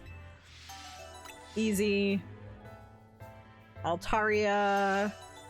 I don't have a Mega for electric stuff that's trained up. And then, oh, a Mega Venusaur. Oh, I haven't caught a Bulbasaur yet. I don't have a Bulbasaur or a Charmander yet. Do I? No, I don't. I think I only got Squirtle so far. Oh my gosh, and they always have bread. They always have bread around. I'm like, oh my god, I love bread. I love bread. Makes me want to have fresh bread. And tea. Man, so good. Oh, we had so much good cheap tea in Japan. We bought some just some like powdered green tea. So a lot of the times in Japanese restaurants, instead of just water being freely available, they will often have either barley tea, especially in the summertime. They tend to have, like, if you're having like a cold drink, it's usually barley tea that they have tons of, which I really like in summer. But they'll also pretty much always have a ton of green tea available, and generally just like the powdered green tea that they have, where it's just like they'll just have it around and you like put a spoonful until you oops.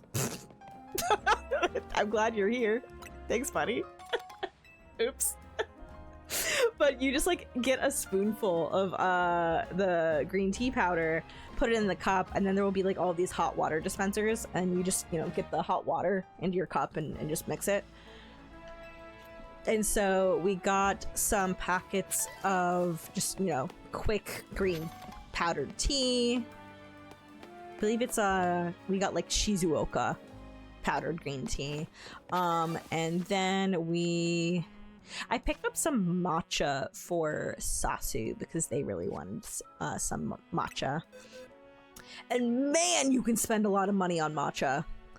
But I was just like, okay, I am a tourist, but also I don't need to buy matcha from extremely expensive like tourist markets. I know enough to read it to just buy it in the grocery store. So we sure did just, you know, buy some matcha.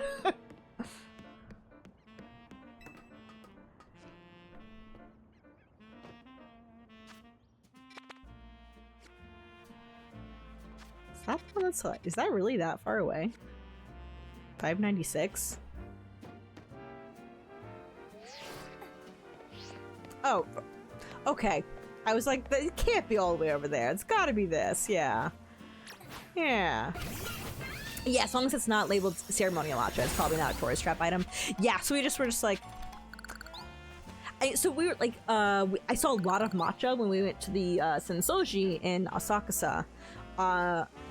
We even like got some ceramic bowls while we were there. There's like a lot of stuff selling to tourists there, obviously, because there's lots of tourists going to the Sensoji. It is a really cool looking temple. I was also told, and I will pass this advice along to y'all, if you are getting fortunes at shrines and temples in Japan, I was advised not to get one at the Sensoji because it has a much higher rate of the bad luck and ill fortune ones. we went to a few different temples, but I got an omikuji, which is what it's called in Japanese, from 2 different temples, and they were both like just kind of like the basic bless, and both of them were like, please take care of your ankles, please take care of your legs and your feet. And I was like, how does it know that I'm always hurting myself from falling and tripping and like twisting my ankle? But yeah, obviously I think just because everything's marked up by the Sensoji, the matcha, which was definitely legit there, was still just like really overpriced for the amount you were getting. And I was like, I could just get some in a grocery store. It's illegal to rig the omikuji gacha rates. Vote now on your phones. Yeah, I was told, I was cautioned, like, hey, you're already got bad fortune at the Sensoji because they want you to keep buying more of them to get a good fortune. It's like unregulated gacha territory.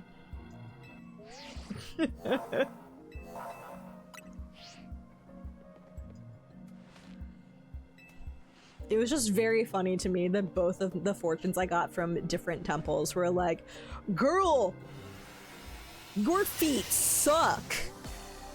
You need to stop hurting yourself. You need to take more care when walking. And I was like, how does it know? Both times.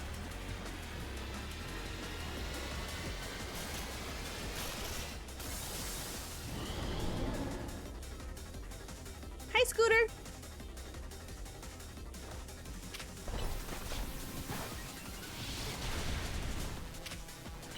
Oh, there's a scooter in front of my screen. Oh, thank you. Oh, this is very helpful.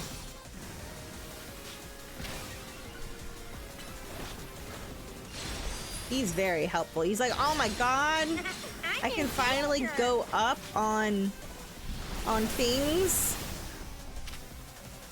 and be a nuisance full of love.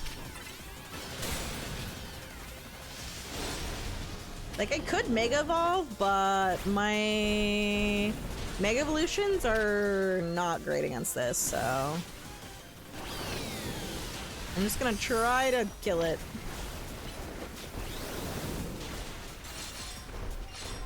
Hi, you're chasing me. Yeah, they do.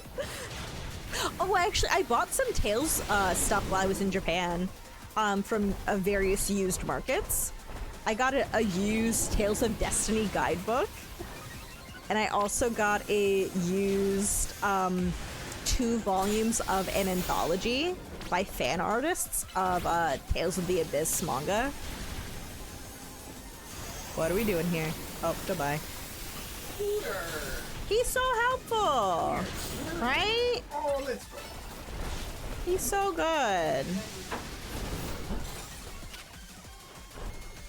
Yes, I'm excited to like actually open those up and start translating them.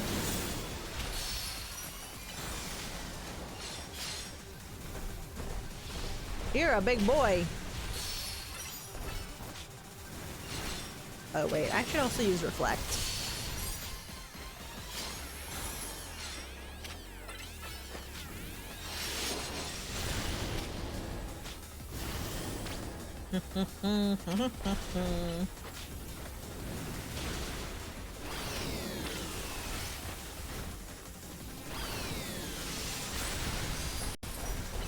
Ooh!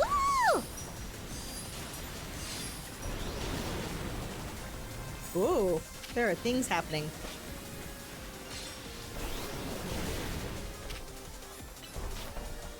Boop, boop, boop, boop, boop, boop. I should start using more plus moves. Since I keep...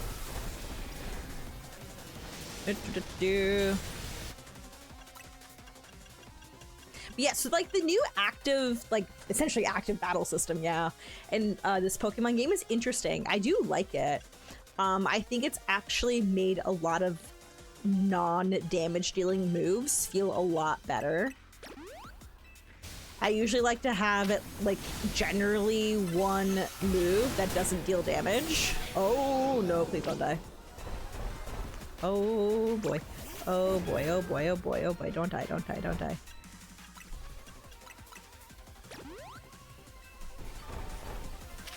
I guess we should get rid of these.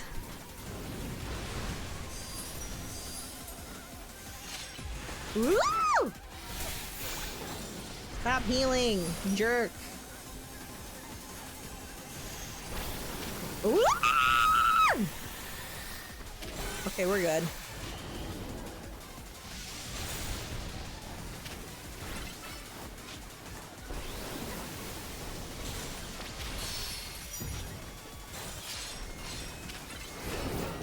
Big guy.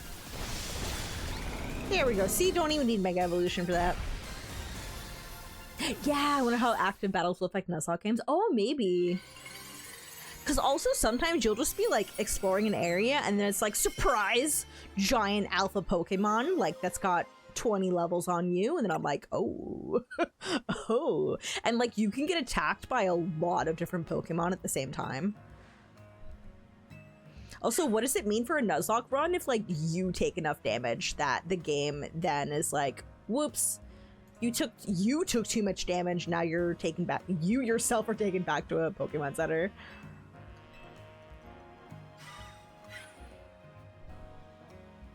Jacinth, I want to battle you. I'm sorry that Urbane's not letting me. Clip the scream.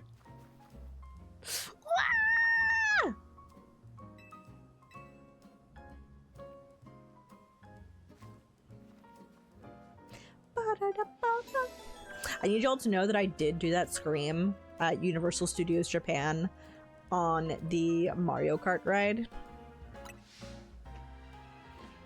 I did do that.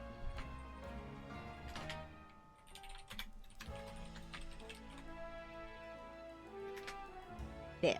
Oh, wait, don't do it yet. Don't do it yet. I missed a letter.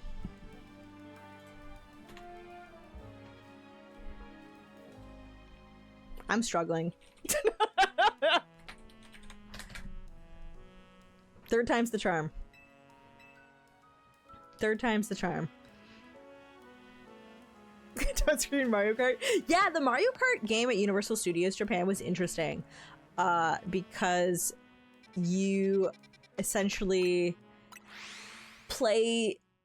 It's a rail shooter in that you are on a sort of... It's not a roller coaster, but you know, it's like a little, it's a cart on a track. And you're sharing the cart with 4 other people. You're all sort of facing different directions, and you're, you have steering wheels, and I think you do all need to be sort of like correct in where you're supposed to be turning for it to continue onward. Or at least like bring you, like to make you go faster.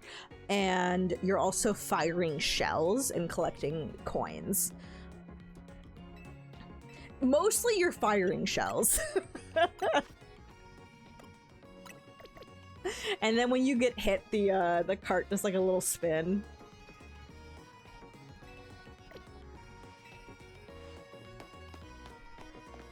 It was pretty cute. I liked it.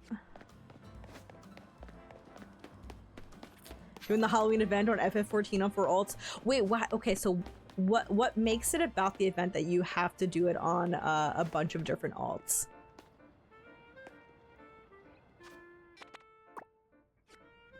Okay, that one is up there. I finally got the guidance selected on the correct thing.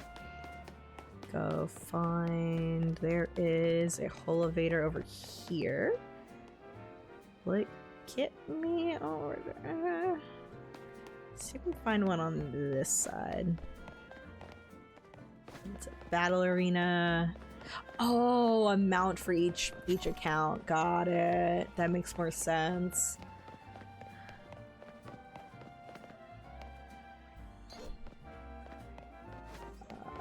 I feel like I'm getting farther and farther away. You know what? I'm just gonna try the elevator over there. We'll see if it'll get me in the direction that I want to go.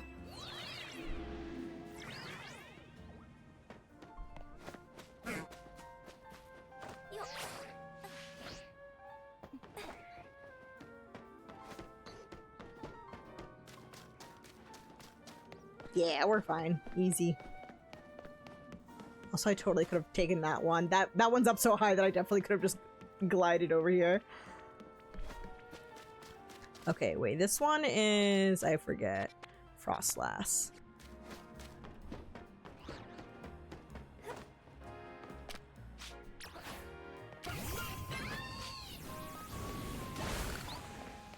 First, I want all of these stones.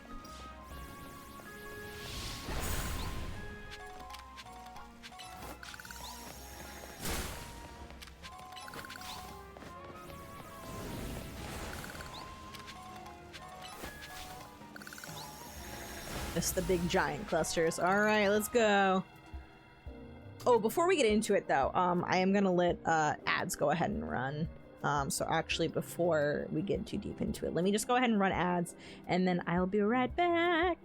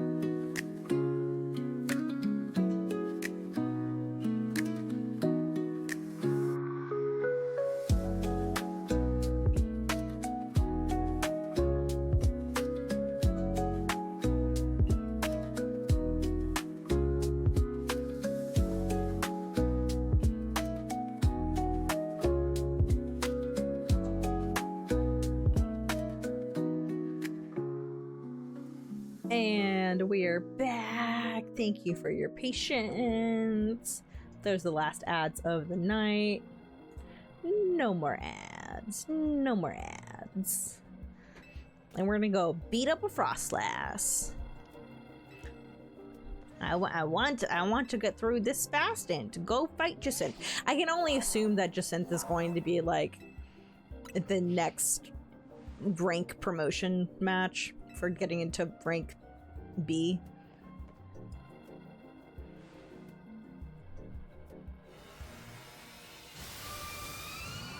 Just because that's how things have been working in this game, narratively. Like, hello, there's this cool NPC you're now gonna hang out with. Guess what? You get to fight them next for your rank promotion.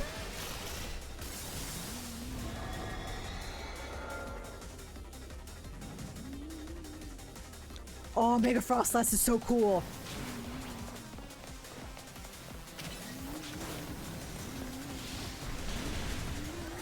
Ah! Okay, we're good.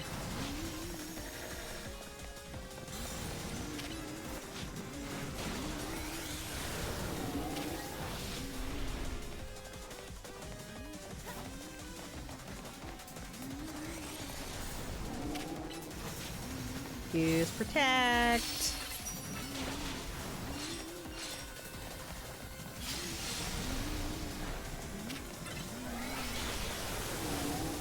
I might, as we get a little bit farther, actually do a Mega Evolution for Gardevoir on this, maybe.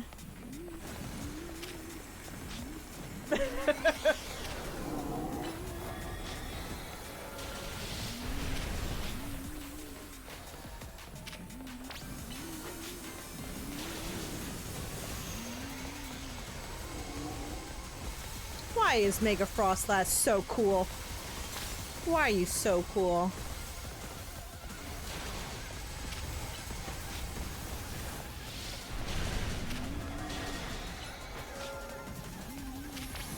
Whoop!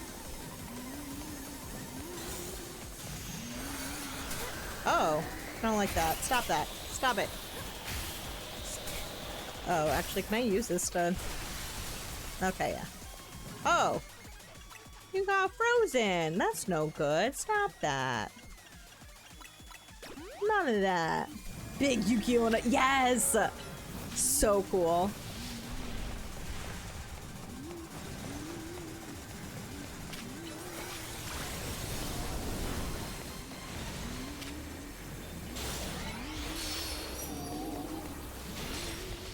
You know what? Okay, we're gonna swap. I have my own pretty lady.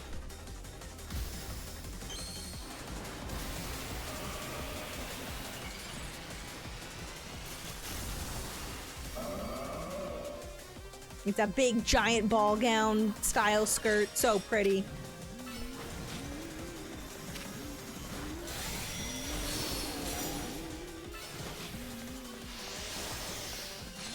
How dare you dodge that kiss?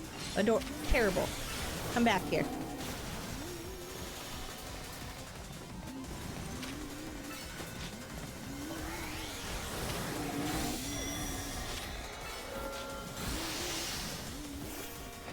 You should drop more of those, Mega Evolution orb things.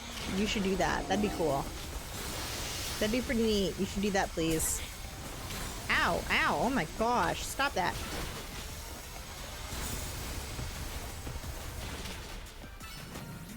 We're gonna run out of Mega Evolution. Yep.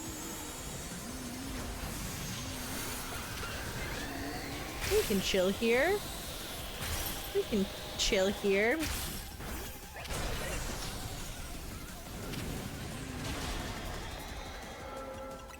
Alright, gonna do a quick Healy.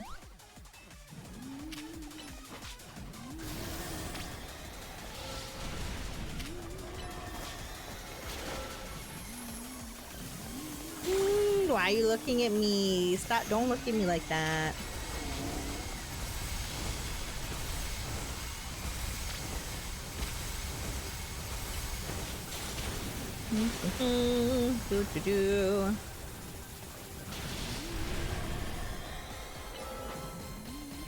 It's almost dead.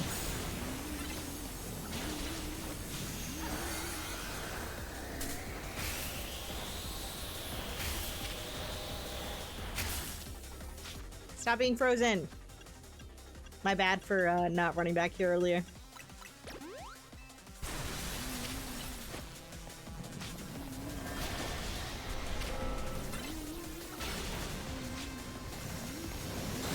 There we go. So cool. So cool. I like that. I do think it is important for the Mega Evolutions to look either extremely funny, case in point, Mega Starmie, or extremely pretty or cool. So like that, like Mega Frostlass. We should stop being surprised by Jacynth. Jacynth? Every time. Don't you want to join my tournament? You know you want to join my tournament. You should play in my tournament.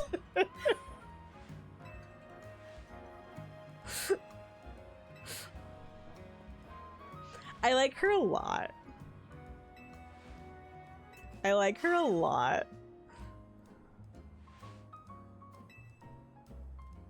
All right, one more.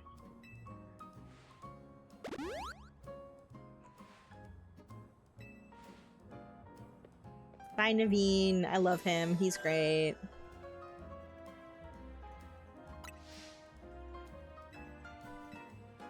Alright, so the last one of this group of three, because they always appear in threes.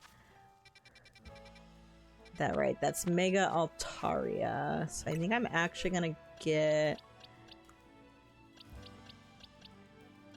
Wait, where's my good Emolga? Not there. It's like not my little baby one.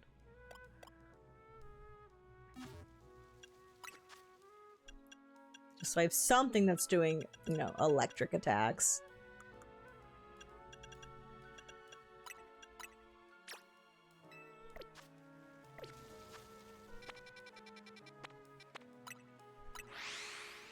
Oh, so the blue exclamation points appearing on the map are these essentially side quests. Wait, how much do you cost again? Wait, I don't think I've gotten tea here before. Wait.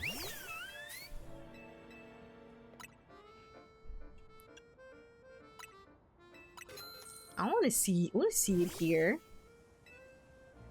Oh, it's so cute. So cute! Oh!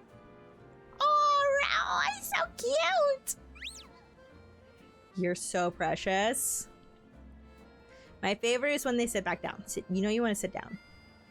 Oh, that looks yummy too. Oh my god. Oh, yummy. So good. Dive cuteness. So like this is the best part. I'm just like, okay, this and dressing up. I was like, that's all I needed. I just wanted to dress up in cute clothes and also go to cafes with my Pokemon. Like, that was it.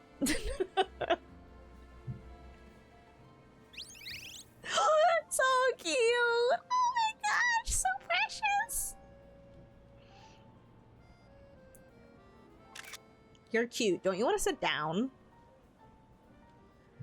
Don't you want to sit down? Oh, is it happening? Nope, not happening. Okay, well, you're adorable, precious, and sweet baby.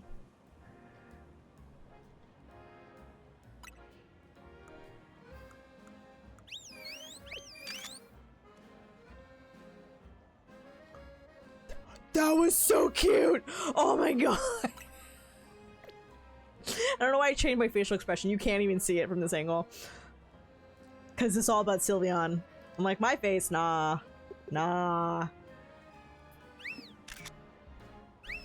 There we go! Precious angel. Precious little angel. Our trans icon. Our beloved. Our beloved. Perfect girl, perfect baby. She's like, are you gonna eat that? Are you gonna eat that? So cute. So cute. I think this angle's pretty cute too.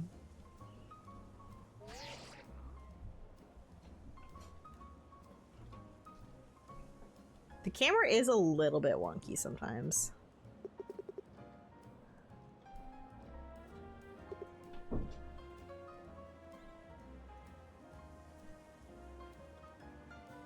Nope, I'm not gonna get as good of an angle as that naturally was. But it's so cute. I love it. And it's perfect because to get a Sylveon, you want to increase their, you know, their friendliness with you. And you do that by taking Eevee to cafes. I was like, this is the best. I was gonna do that anyway.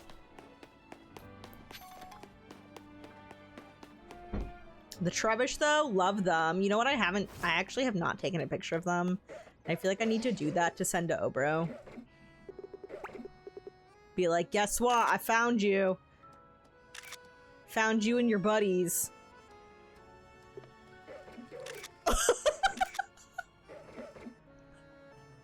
Dancing! Work it. Work it. Yes, perfect. Beautiful. Yes. Yes. Yes. Yes.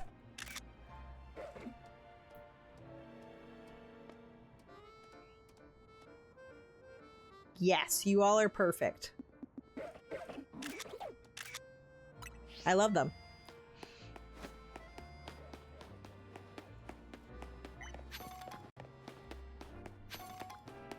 All right. Let's find a spot to get up here. I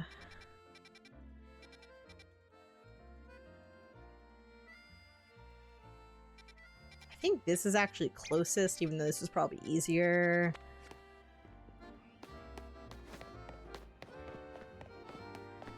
This will likely be quicker to get to.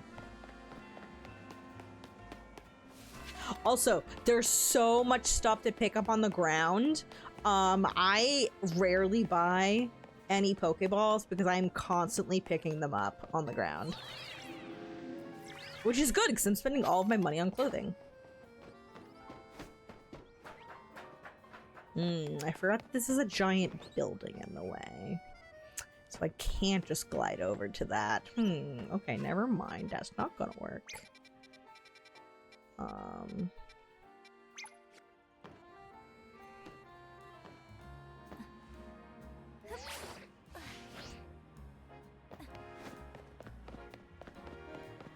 Just run over here.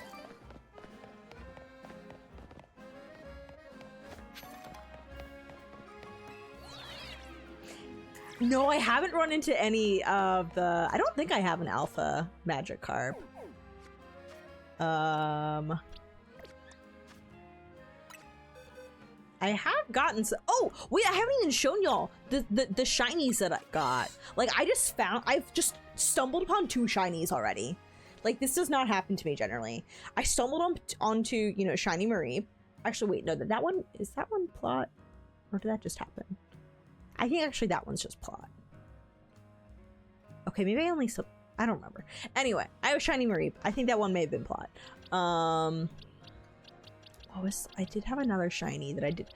Oh, I stumbled upon shiny Swirlix.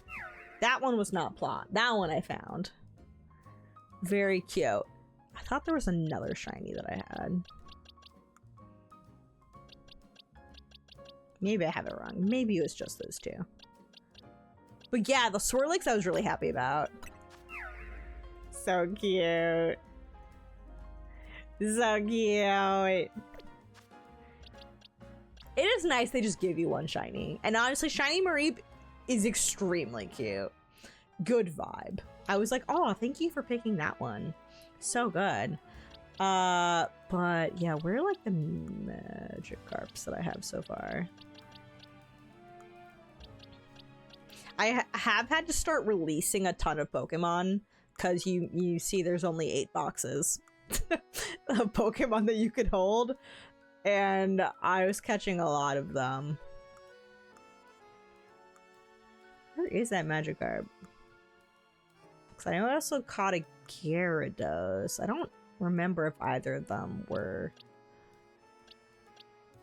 alphas.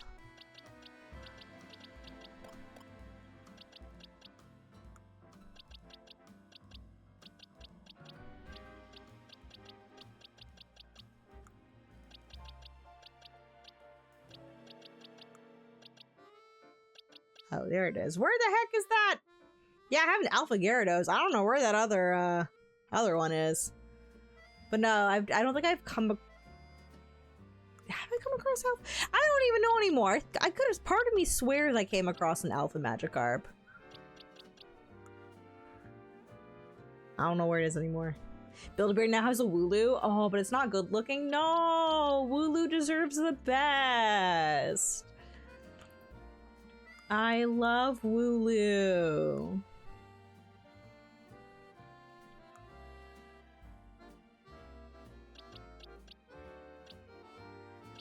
Oh, it's somewhere.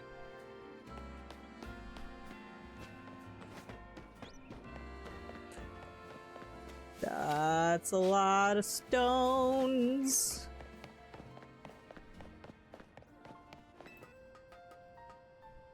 Alright, what's my plan against Mega Altaria? Use some Emolga. Wait, that's just a wild Umbreon? Wait, okay, but buzz off, Beedrill. Buzz off.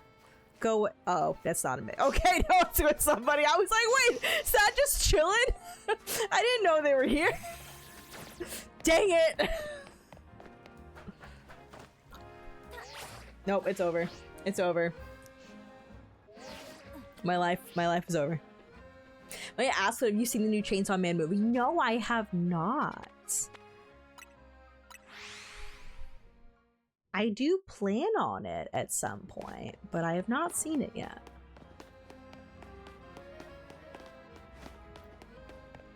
So what, it adapts like a part of the, does it adapt like I don't think it adapts a full arc, does it? I don't know, I've not kept up with the Chainsaw Man manga. I read the entire first part, but I have not kept up with it since then. I do know that the movie sort of like continues where things left off. So I do plan on seeing it at some point.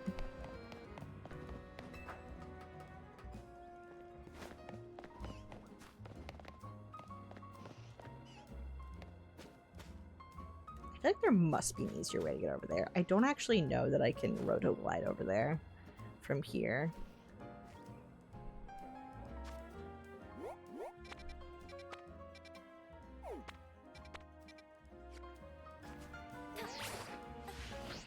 Nope, we'll just die.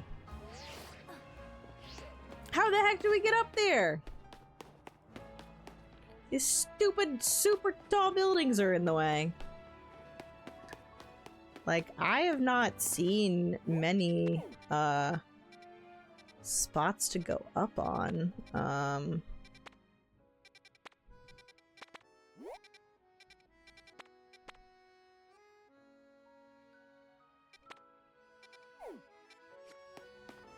did Mega Altaria have to be up somewhere so annoying and high? Almost like it's part flying type.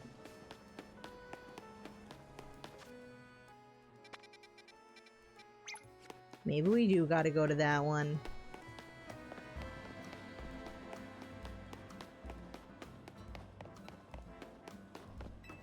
Maybe there's some ladders in the wild area? I don't know. Yeah, it doesn't look like we can get there from over here.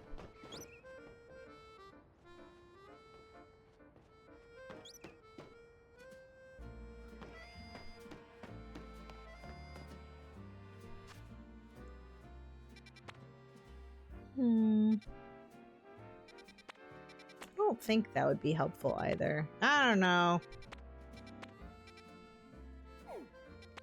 Chow, where do we go up from? I don't think I've ever had this problem before of like, how the heck do I get up to where I need to go? Because I've actually never gone on those buildings before.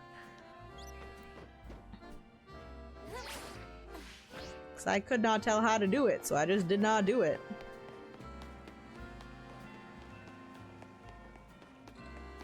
Oh, wait. I saw a ladder. I saw a ladder. I think we may have used that ladder before. I think we did. God, I almost walked off.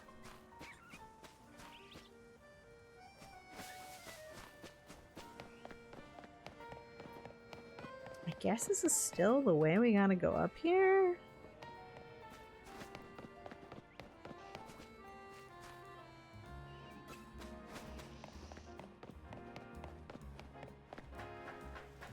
I'm looking and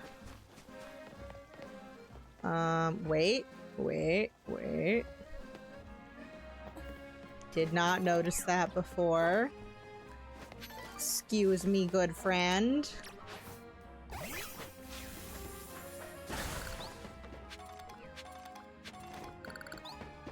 Alright, there we go.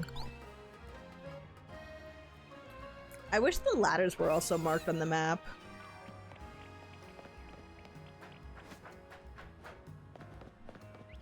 Ugh, now we're here.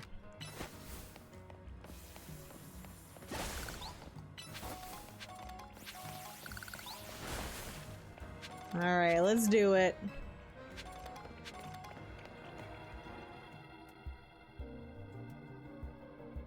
And then we go fight things at the hotel.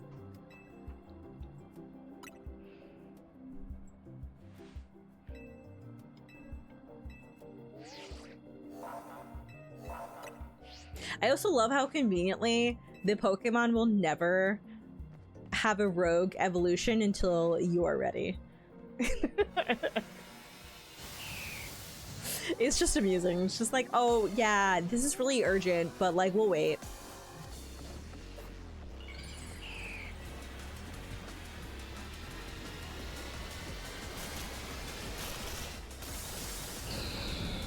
So pretty. So fluffy.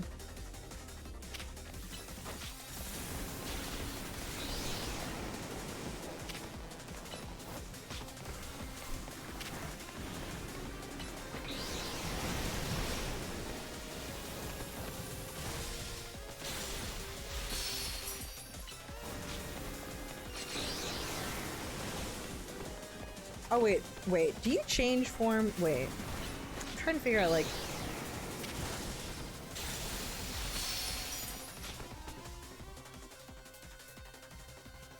I'm gonna swap.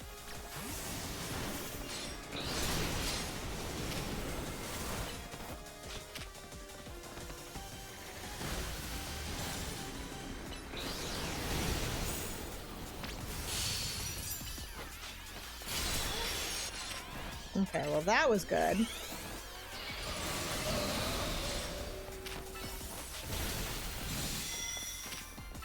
Hey, get back here.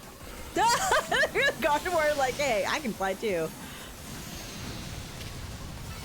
Where do you think you're going?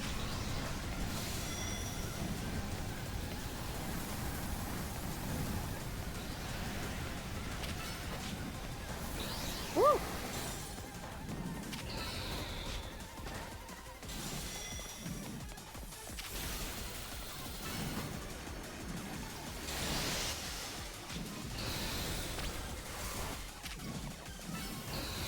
Where are you going?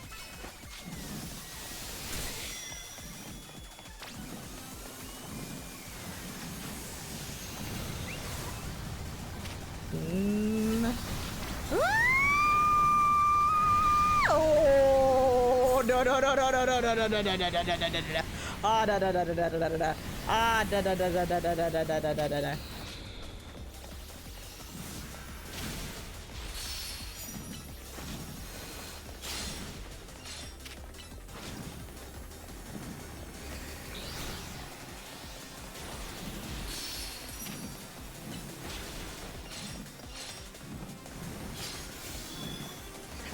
Line up.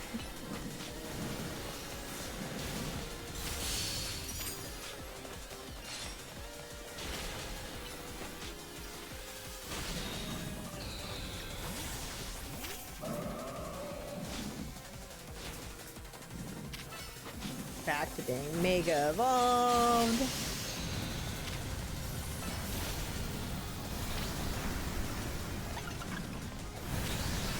Ooh.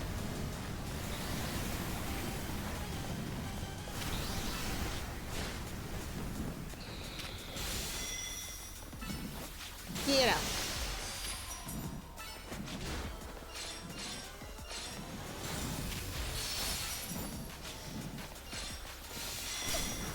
Ow.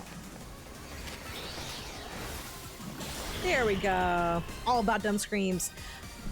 I mean, if you were just minding your own business and a whole ton of whirlwinds came straight at your face, I think you might let out a couple screams.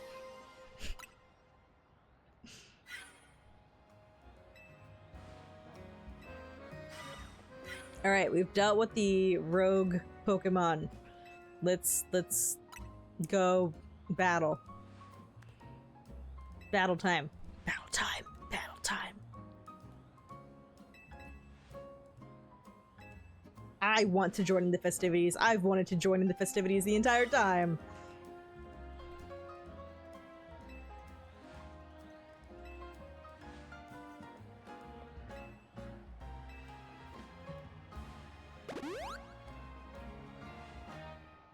I don't really know where the Team MZ, like, where the name comes from, other than obviously Z, but I don't know what the... Is it from Mega? Like, what other possible thing could the M be coming from? I have no idea.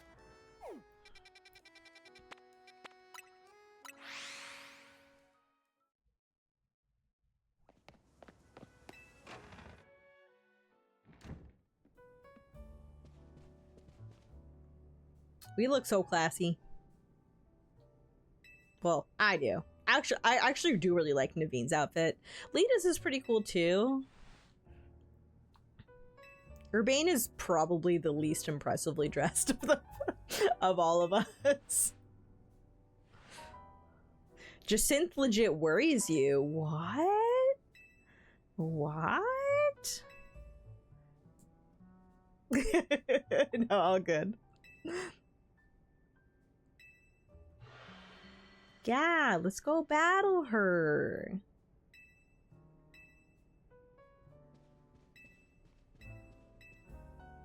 I hope it's just Synth causing problems. I hope so. I love her. She's great. She's funny.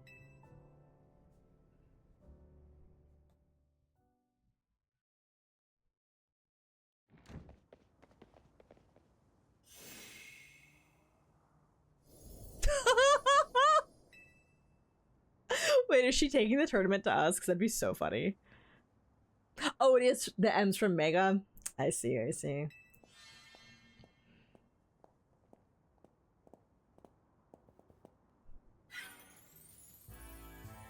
Hello and bienvenue to the Jacinth Zone.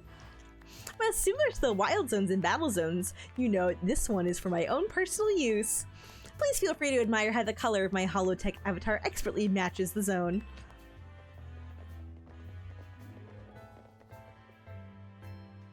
Must you, Jacinth? No matter how long I wait, no matter how many times I ask politely, the two of you still refuse to do what is right, participate in my wonderful tournament. Thus, to ensure my invitation is accepted, no matter the cost, I have taken matters into my own hands. Forgive me for resorting to such drastic measures and for not being there in person to greet you. Our hotel's not going to get any guests like this. This hotel has had one guest besides me, and it was Corbo. Mega Zed. Yeah. Yes, Corbo is indeed the only guest.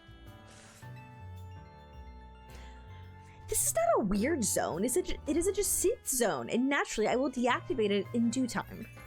But in order for that to happen, you must fight, for that is what I wish, and I will brook no refusal. She's like, fight, fight, fight, fight. That is all I want to do. I would also like to participate in this tournament. Very, very much.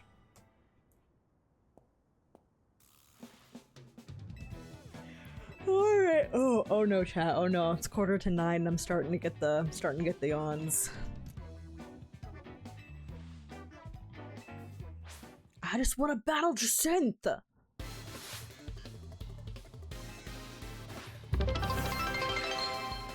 Teams. Naviklink just cheered 100 bits. Team MMMZ. Teams.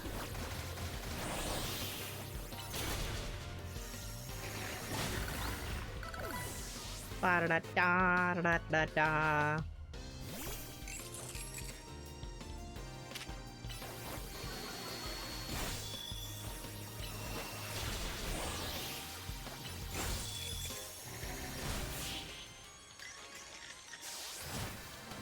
More oxygen in brain. That truly, my brain is just oxygen starved.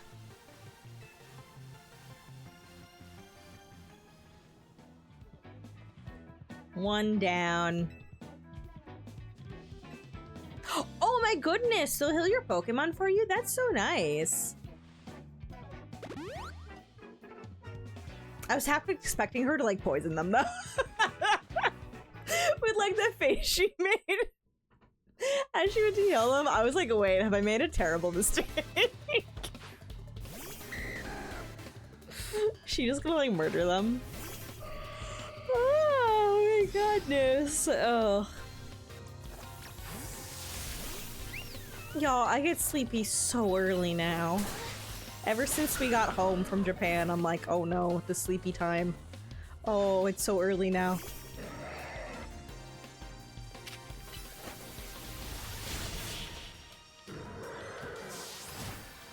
Well, that was easy.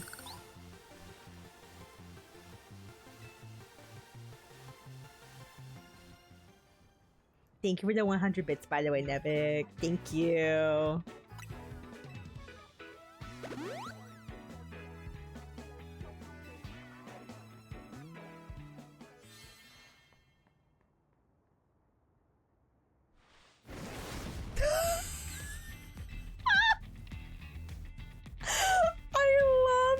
Different her personality is. I love it so much. Shut up, Pug. I'll deal with you next. Get ready for a taste of who I used to be before Jacinth came along. Oh my gosh.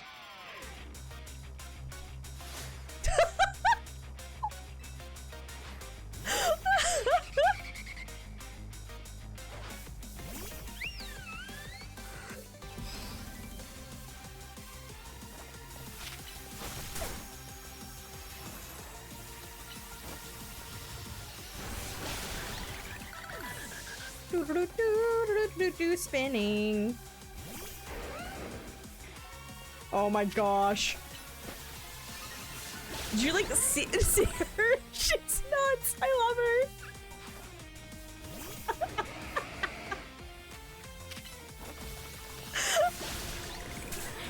Oh, ow, that hit me. Jerk.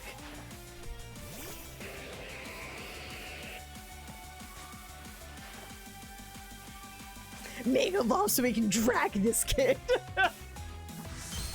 Oh my gosh.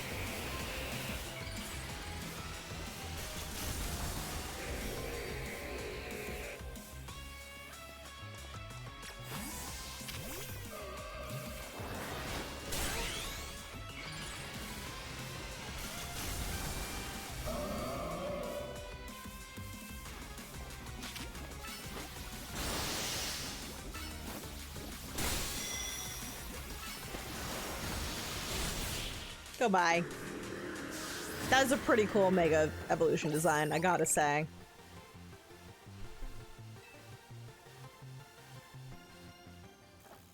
Okay, she's pretty fun. I love her a lot, Laban. We were already planning on joining the tournament. You serious?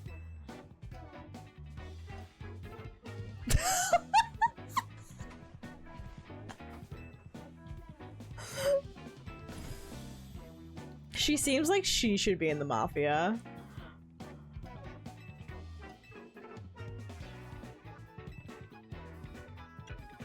Is this version of you the real one? I used to be a fighter back in the day, the kind that only seeks out the strongest opponents. Yeah, I like settling fights with my Pokemon and my fists. Don't like it? Then don't mess with me. Yeah, okay, she's wonderful. Anyway, 2 years ago I got totally annihilated in battle by Jacinthe and I'm still paying for it. Now I've got to talk fancy and wear this crazy getup all because I promised her I would. I mean, that sounds like your fault. Also, I'm pretty sure you could break a promise if you want.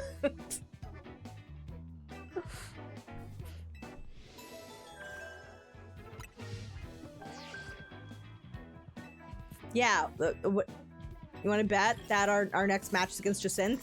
Yep. Love the angry maid. She's so great. Love her.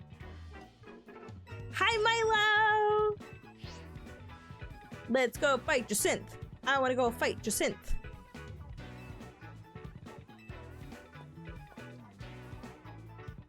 I'm doing really good. Had a great time in Japan. Oh my god, the heart. I love the gap in like the maid outfit versus her true personality. It's so funny. Aww, that's so good.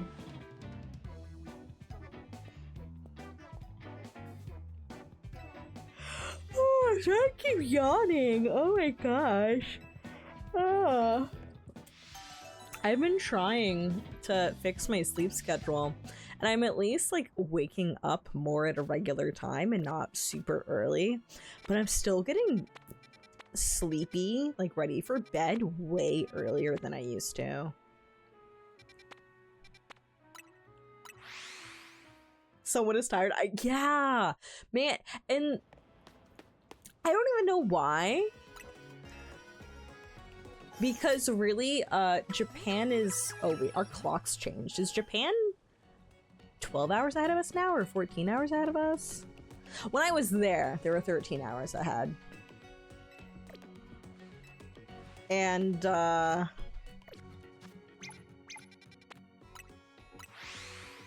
now, it's not like my internal clock is off by half a day. I just get tired really early. 14 now? That sounds right. Nurse Joy having enough of this shit is great. Oh my gosh, have you seen all like the different Nurse Joy designs? There's a black Nurse Joy and she's beautiful. That Nurse Joy just being like, I'm so done with this. There are a lot of different ones. I really enjoy it.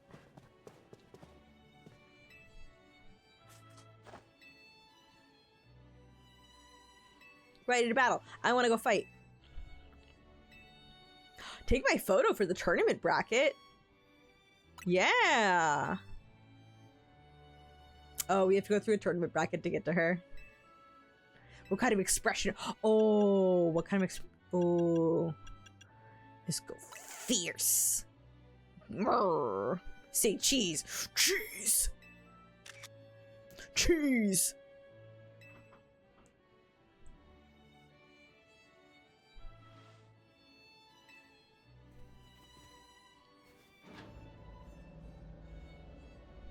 We're channeling Corbeau a little bit with this fit. Which is very, very much not the fit that I've been wearing for, you know, the entirety, you know, the previous part of this game.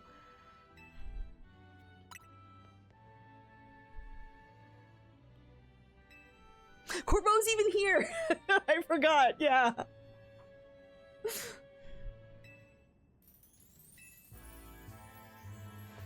This woman sure does just like kidnap people and does not let them leave until her tournament happens. Honestly, it's so funny.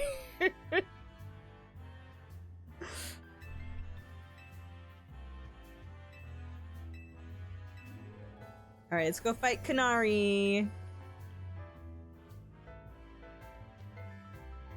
It's UTC +9. And wait, what are we? UTC... Are we -4 now? I hate the clocks changing. I hate it.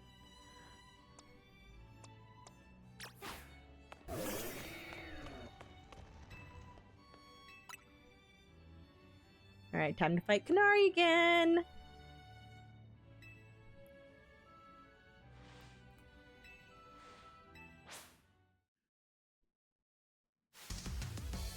She's really cute.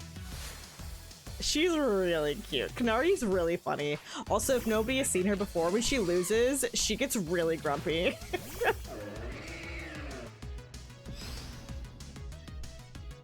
Oh, we are -5 now. Gotcha.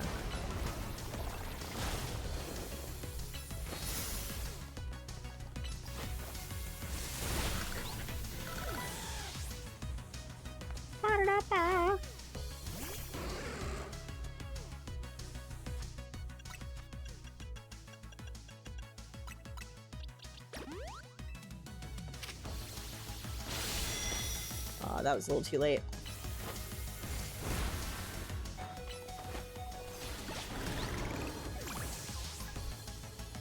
Streamer face reveal! She's gotta like flick her eyelashes. So funny.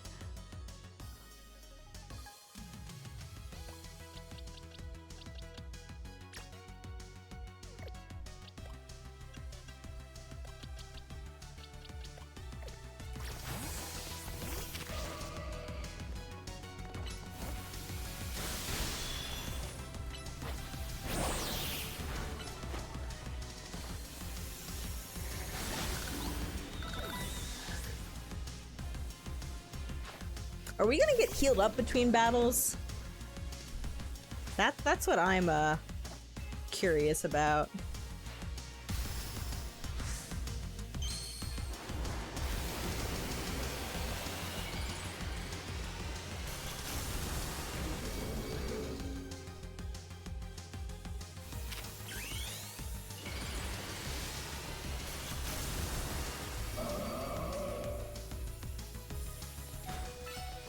Oh crap, we may have wasted this. Can we save this in time?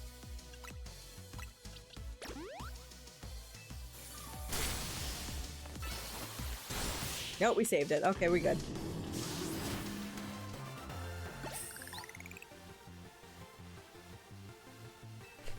Yeah, she's such a sore loser.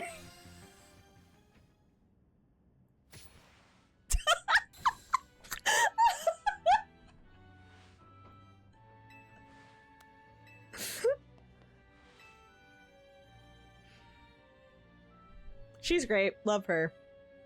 Oh, my husband beat Urbane. Let's frickin' go, Corbo.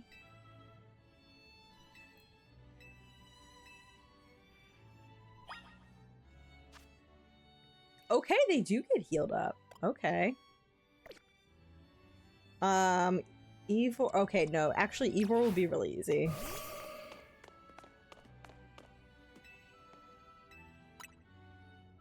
Hey, yo! Right? She's got a potty mouth.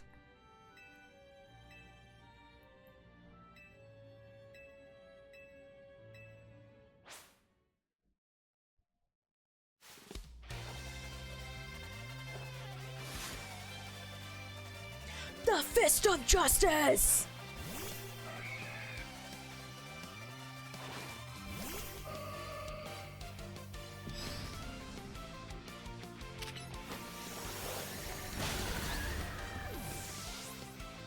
Ba-da-da-ba.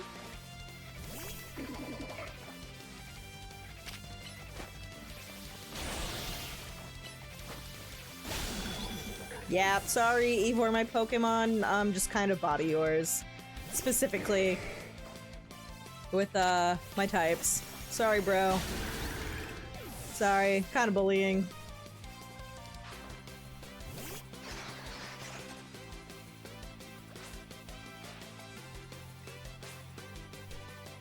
I do love his theme. Like, it fits in really well.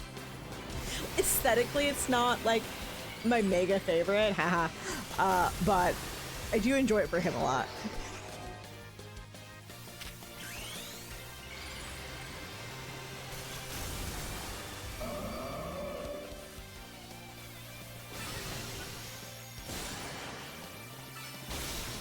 Oh my gosh, that did a lot of damage, that one hit. Sorry, Ivor, those kind of Yeah, that was a little unjust for you. Sorry. Sorry, my bad. I used a single Pokemon on you, my bad.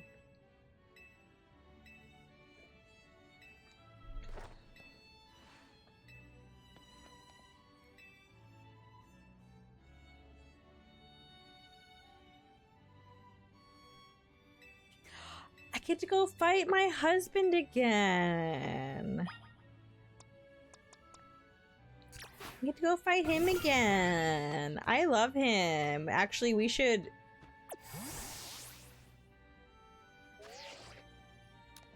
Yes. He's so short. I love it. I love it so much.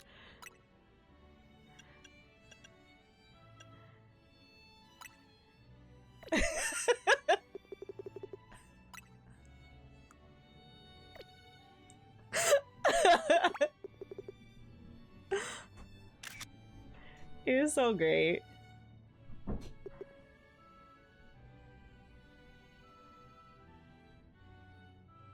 We get the cute little we get the flowers in the background. Yes, he looks so angry. I love him. I love him so much.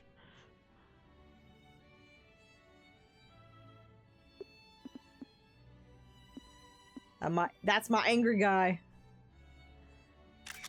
We can just be like posing here and be like all these cute posies. And yeah.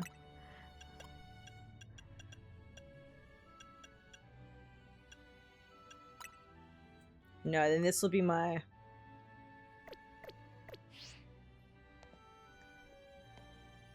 angle more towards him. For that one. I have a vision. Oh darn it. It's not letting me flip it around for this one.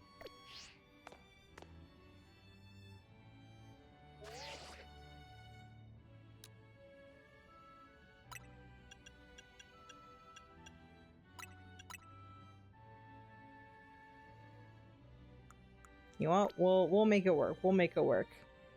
We'll look. Oh, so cool. Oh, so cool. Oh, yeah.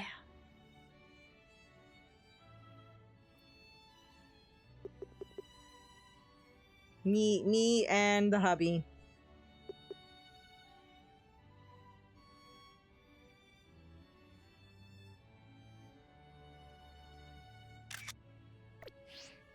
This became taking photos with Corbeau stream.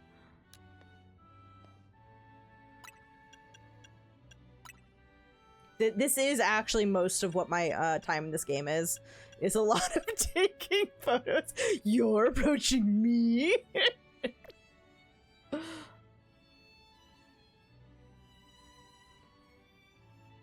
It's just, oh, the vibes, the vibes. This is power couple vibes. Just like, yes, yes.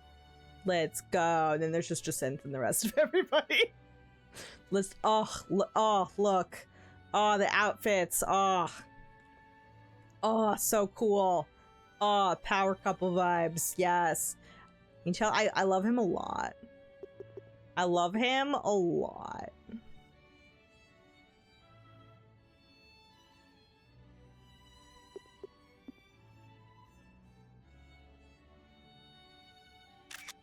Just, oh, the vibes. The vibes.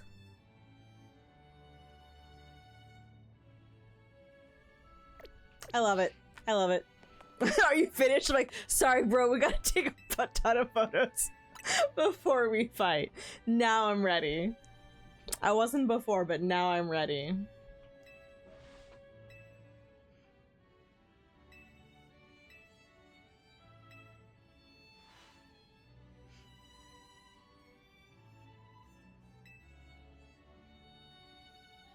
Just look at him.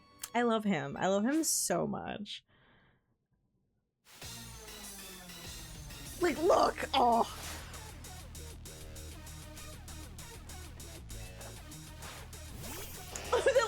That throw is really cute, though.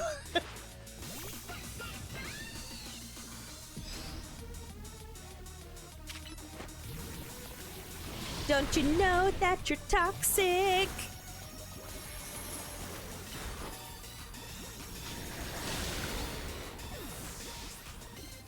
I'd really like to get the poison off, though.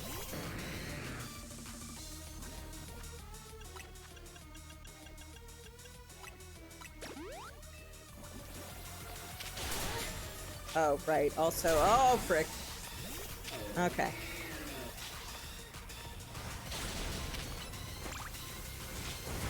Bro! Bro got better.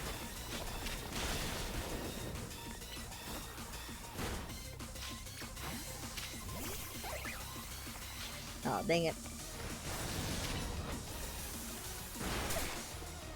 Oh, did that miss? Oh, that's the annoying thing about Thunder. I feel like it misses a lot.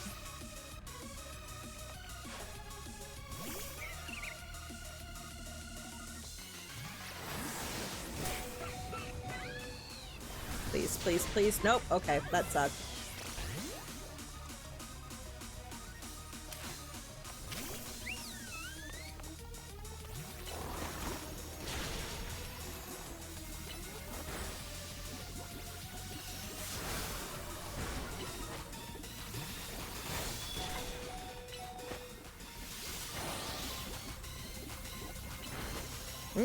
You're gonna die. Oh, this. Oh, this is no longer looking good.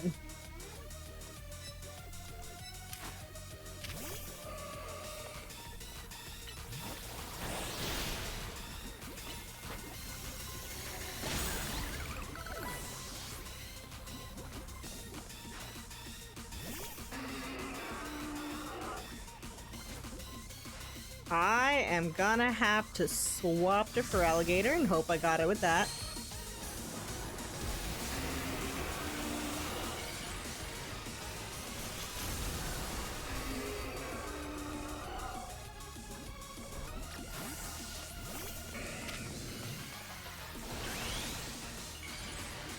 Just interrupt your move for a quick second.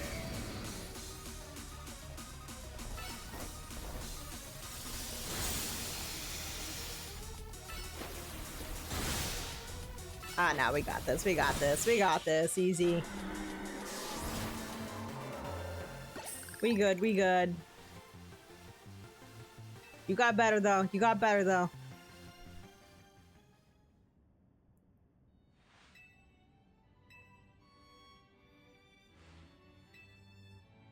I do not play well into poison.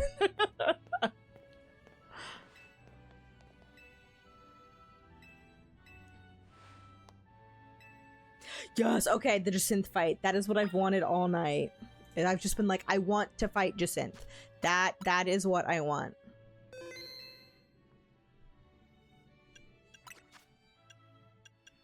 Let me swap.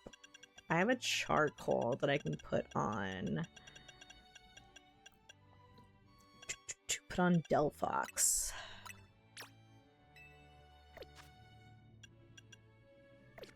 I don't know who we want to open with.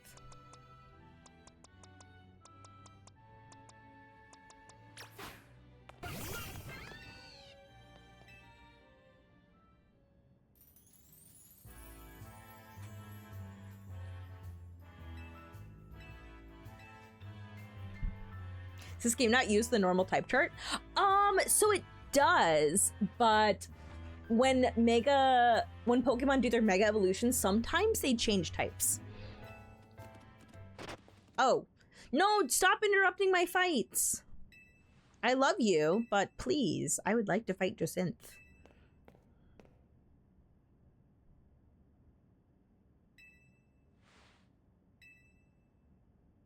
Also, if y'all played Pokemon X and Y, you might remember Lysandra. That guy who used that ultimate weapon 5 years ago? Dang, that's a shocking turn of events. I don't care. I want to go home.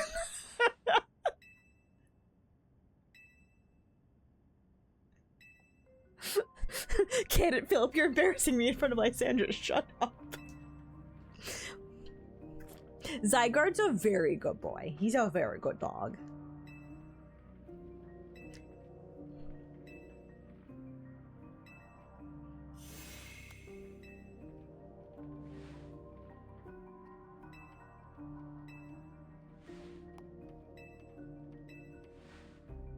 please. We just want to fight Jacinth. Please. Please.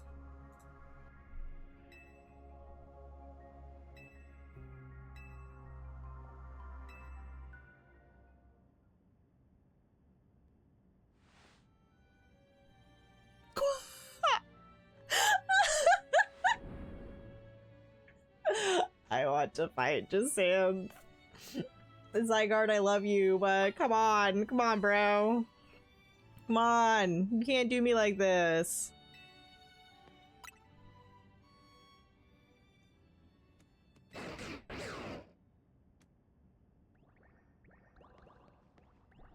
Oh, hello. Little goobers. Aw, little goobers. Oh, that one's got a funky eye.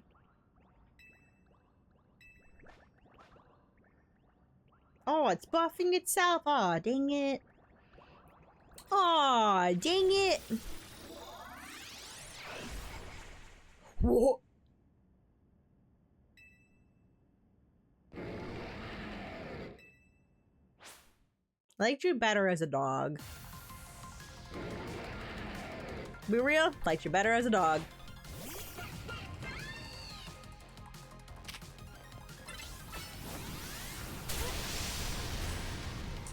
Bro! Oh my god.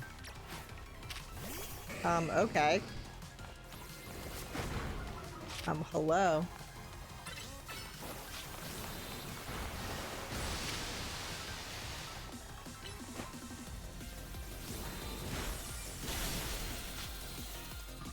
Perfect. Frozen. There we go.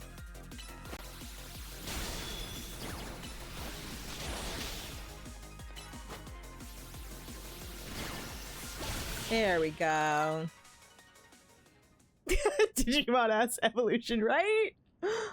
Actually, Jovial was just saying that like the Mega Evolution stuff reminded him of Digimon.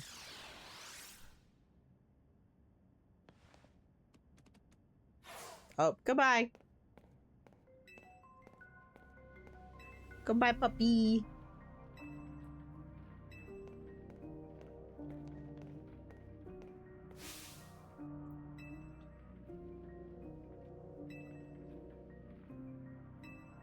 Yeah, Lysandra's like blonde now. Also, there's some previous grunts who used to work for him who now work at one of the cafes. They're really funny. I like them a lot.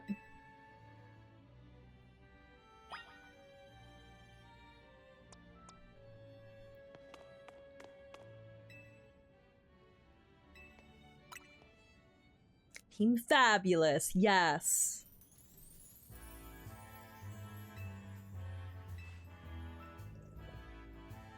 I'm excited to see cosplayers cosplay Jacinth because, oh my god, that wig. That wig's gonna be nuts.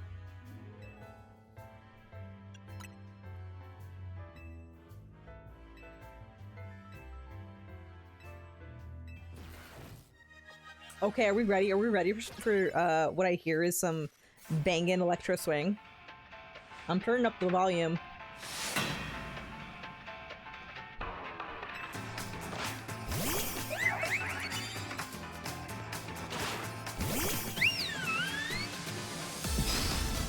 Yo, this...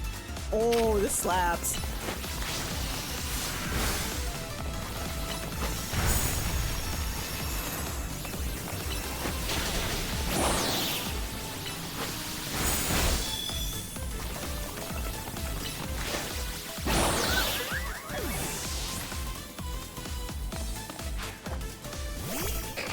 This is great, I love this.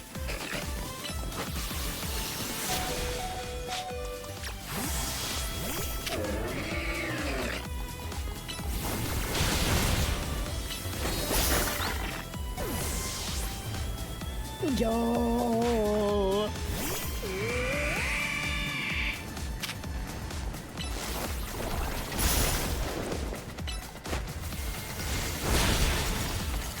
Oh, don't use Blizzard?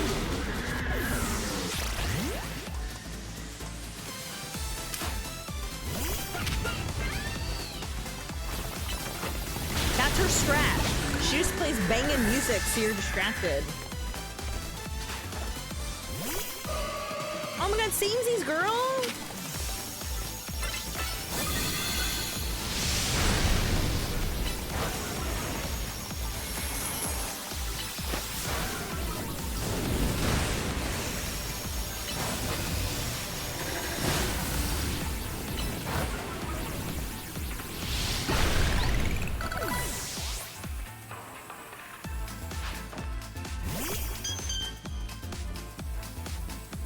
Yeah, I know, she's gonna Mega Evolve it.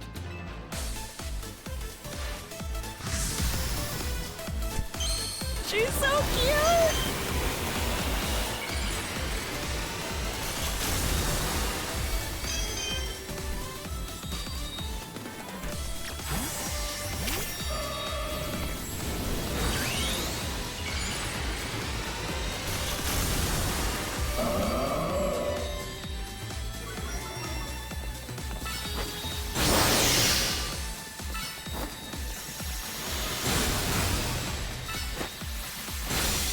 Oh, we're almost there, we're almost there.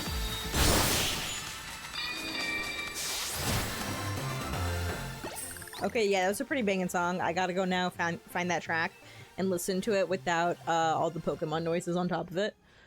Rank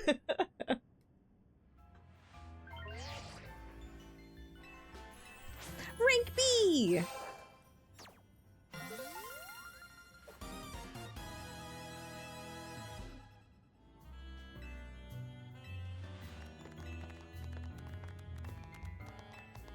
Look at Corbo!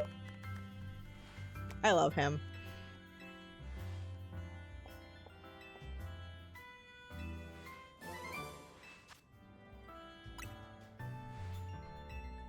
A fist bump. Aww.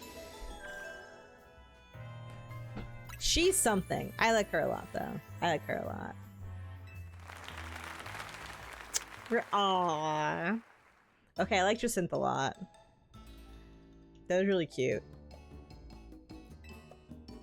So cute. Wait, did I see Naveen having... Wait, is he actually having the croissant curry? Oh. He's like always avoided eating it, because he's like, croissants and curries should not go together.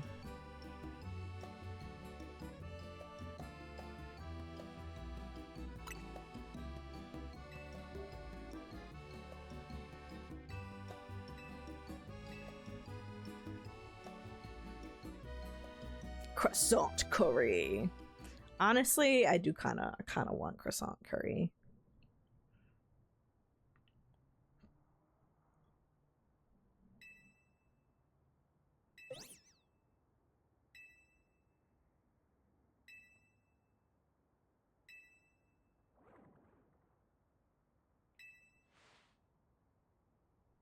He's having some old man emotions. He's also so tall. He's like 2 Corbos.